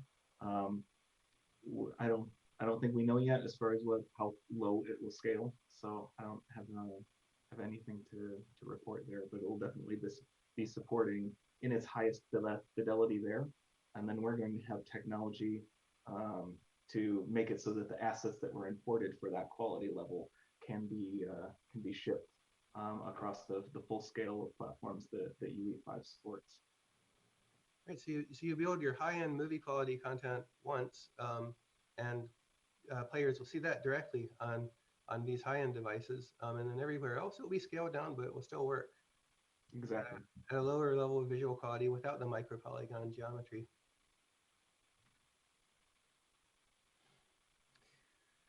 Moving on, Voxelize asked, Lumen video shows mostly diffuse bounce light. Is multiple bounces supported for specular as well? Multiple bounces is supported by Lumen. The specular side of things is currently in rapid development.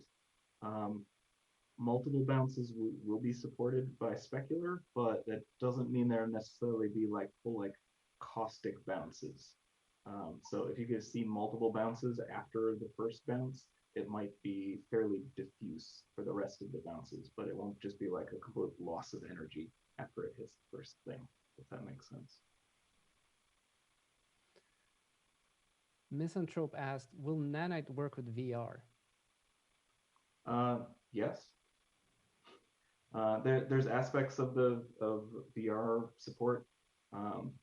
It probably won't be there in the very first version that we release. The early access version that we mentioned will be out at the beginning of next year, but it will be supported eventually by the time that we're ready for the full UE5 release. And then let's see, I think we had one more. The Autumn asked, when will we see DLSS and ray trace global illumination from emissive materials added to the engine? DLSS and ray trace global illumination already shipped in Fortnite, I believe. As far as bounces from emissive, I'm not sure the answer to that. Moving on then a little bit, we had a couple of questions in regards to virtual production as well. Jemerson Art asked, have you looked at the methods being explored by companies like Corridor Digital regarding connecting their camera systems in via Live Link, and how you deal with those large data streams, including motion capture and facial capture as well?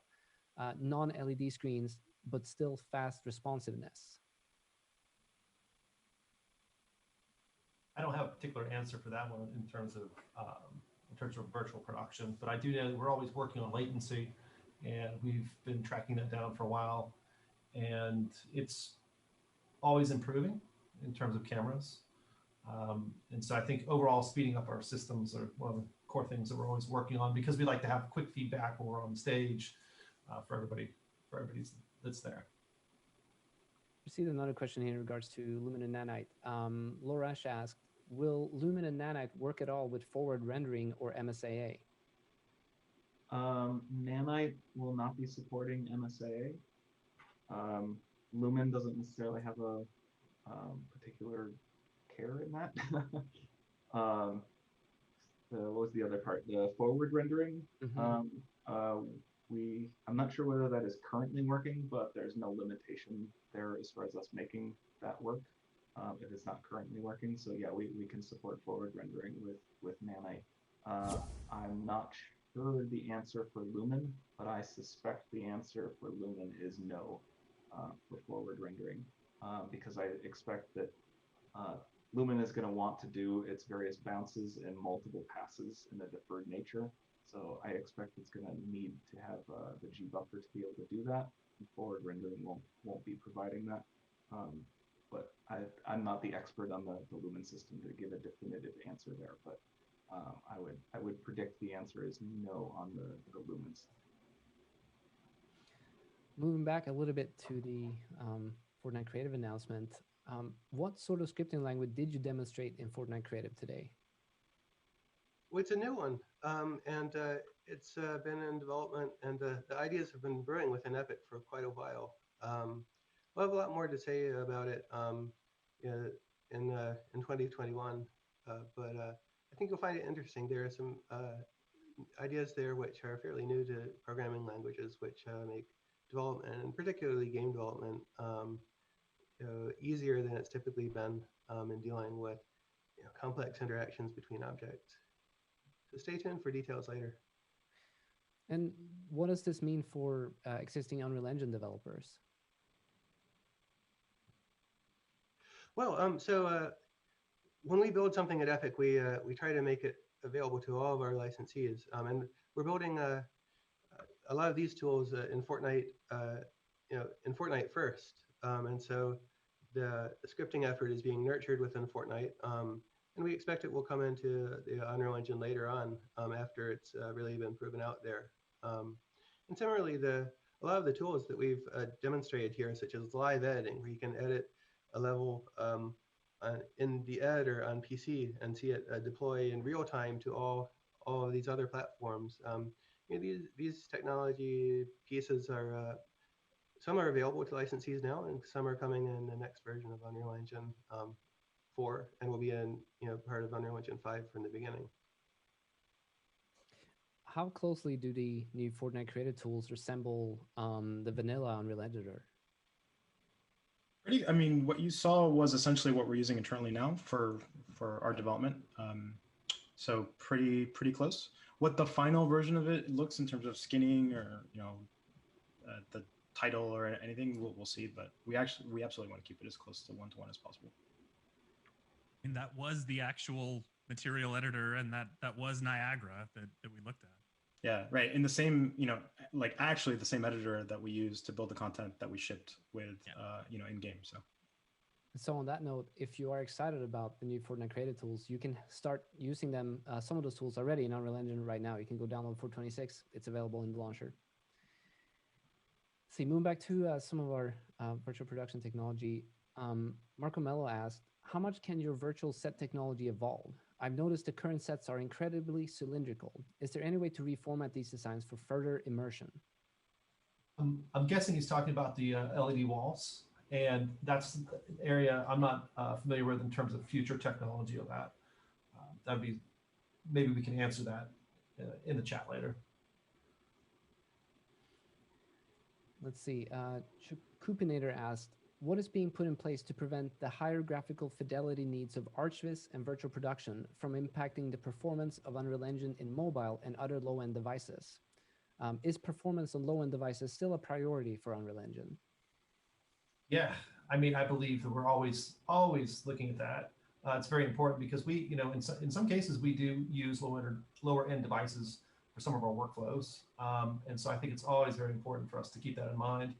And having been developed for many years, like one of the things I really like about this engine is it is very it considers those type of things, and helps with our workflows quite a bit. So I would expect, Yeah, it's definitely a challenge for sure to cover the just like extremely wide range of scalability that Unreal has to cover from going all the way up to needs that people have for just like offline rendering all the way down to it needs to run fast on a phone. Like that scale is huge.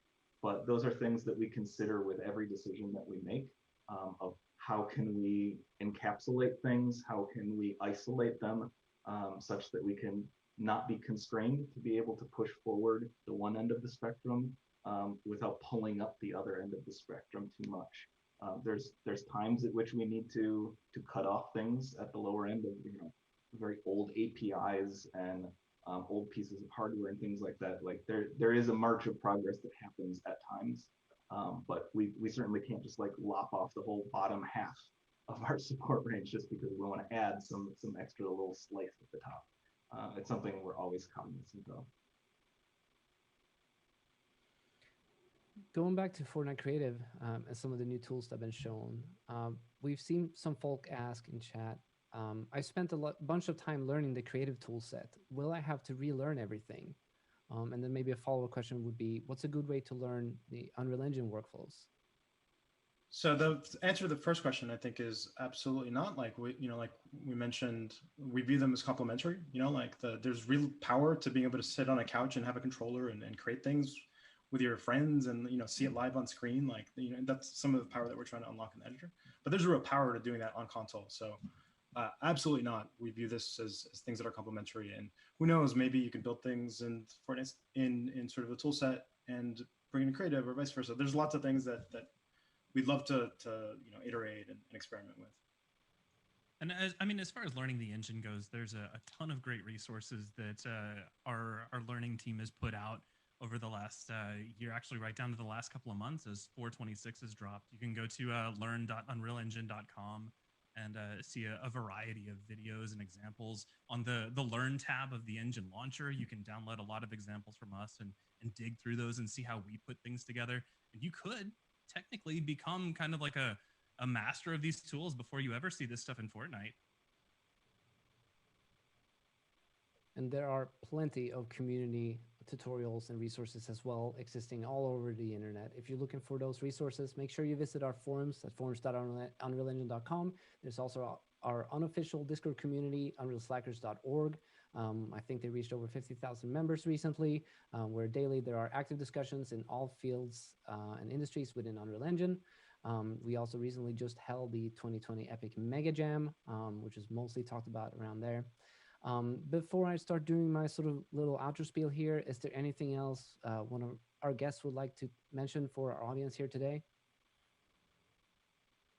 Well, I just wanted to say that, all of this is, while we've talked a lot today about what Epic's done and our very exciting 2020, we always have to give a shout out to what's been created in the community. We have such an incredible community of developers and creators and partners, and they make so much of this possible by pushing us to be better, pushing us to make better tools, and just working on really, really rad projects. And honestly, I feel like we have one of the best communities ever. Like, you all are so great. You're so supportive. It's so absolutely creative, and we're really, really lucky to have you. And I know this is super gushy, but it's the end of the year and we get to be that way, darn it. So I just want to say, like, we couldn't do all this, and we are so privileged and honored to be part of this, journey with you all. And so happy holidays. Do want to just to follow up on that, I want to give a quick shout out to the team that helped put together the demo and sort of all of it. It was a lot of work, and it's kind of humbling, and we're super excited and maybe a little healthily scared for the next several years. But yeah. We're excited. Yeah, and thanks to everybody who's put their trust in Epic. Whether you're a game developer or a Fortnite creator, we've accomplished so much together. It's astonishing, and really grateful for everybody's support. And we're doing a lot of good things, and we're fighting some good fights. And I think this is opening up the doors to a whole lot more opportunity in the future. Of Fortnite, of game development in general, and of this new medium that seems to be coming together as a result of 3D gaming meeting mass consumer entertainment, which science fiction calls the metaverse. And we don't know exactly what it is, but we're building it together. That's the most awesome part of this whole experiment. So thank you all. And thank you all, Amanda, Brian, Grayson, Tim, Carlos, and Zach, for coming on today, talking to our community about all the amazing things that happened and what is to come. Now, the Fortnite Creative team did want me to mention that they actually released new Fortnite Creative documentation. So if you go to fn.gg/creative docs, you can find new documentation on how you can utilize Fortnite Creative today. And big thanks to everyone who's watching today, whether it was on Twitch or in Party Royale. We're really happy to have you here. To let you know, we stream every Thursday on Twitch, not for the next 2 weeks, bear in mind, because Epic is going on our winter break. But the first week back on January 7th, we will have Short coming on talking about our new water tools in Unreal Engine 426. Get excited for that. If you want to get prepared for that, there's already a video on our YouTube channel where Short is going through some of those, but he's doing a deep dive, and you'll have the opportunity to ask him questions live. And chat, please give it up for all of you and for our guests here today. It's been a pleasure to have you all. Like I said, we will see you again when we are back next year. Not in Party Royale, bear in mind. It's been exciting to be able to be there today. But we'll see what the future brings in terms of that. And with that said, I think it's time for all of us to say goodbye. And I really mean it from the bottom of my heart to say thank you all for being such an awesome community. It's a pleasure to work with you, and I hope to get to see all of your amazing creations in the future. And in the past as well. Please make sure you let us know what you're working on. Forums, Discord, Twitter, just make sure you hit us up. We're always excited. With that said, let's all wave goodbye while the intro plays. Bye. Bye. Holiday.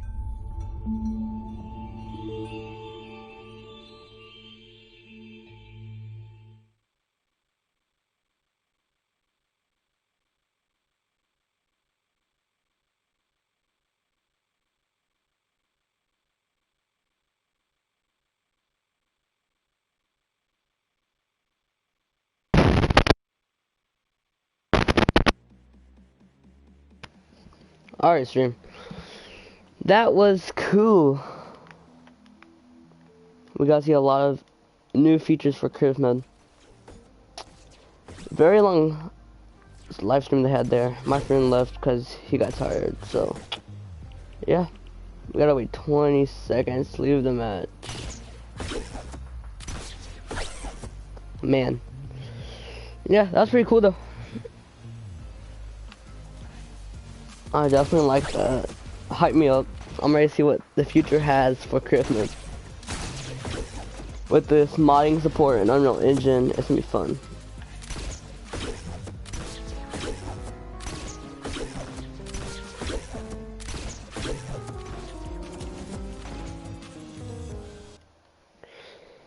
So yeah, that might do it for today though, because I've been almost streaming for 3 hours. And this stream will just build some of the hub, and then just check out that. But I might do another stream tonight, I don't know. But anyway, if you guys want to see that, like, subscribe, and yeah. I most likely will stream again tonight. Come to be... Well, I'm gonna be busy here in a minute, my bad. Might cut out. Anyway, hope you guys did enjoy the stream. Like, subscribe, like I said. Stay safe out there. Stay fiery.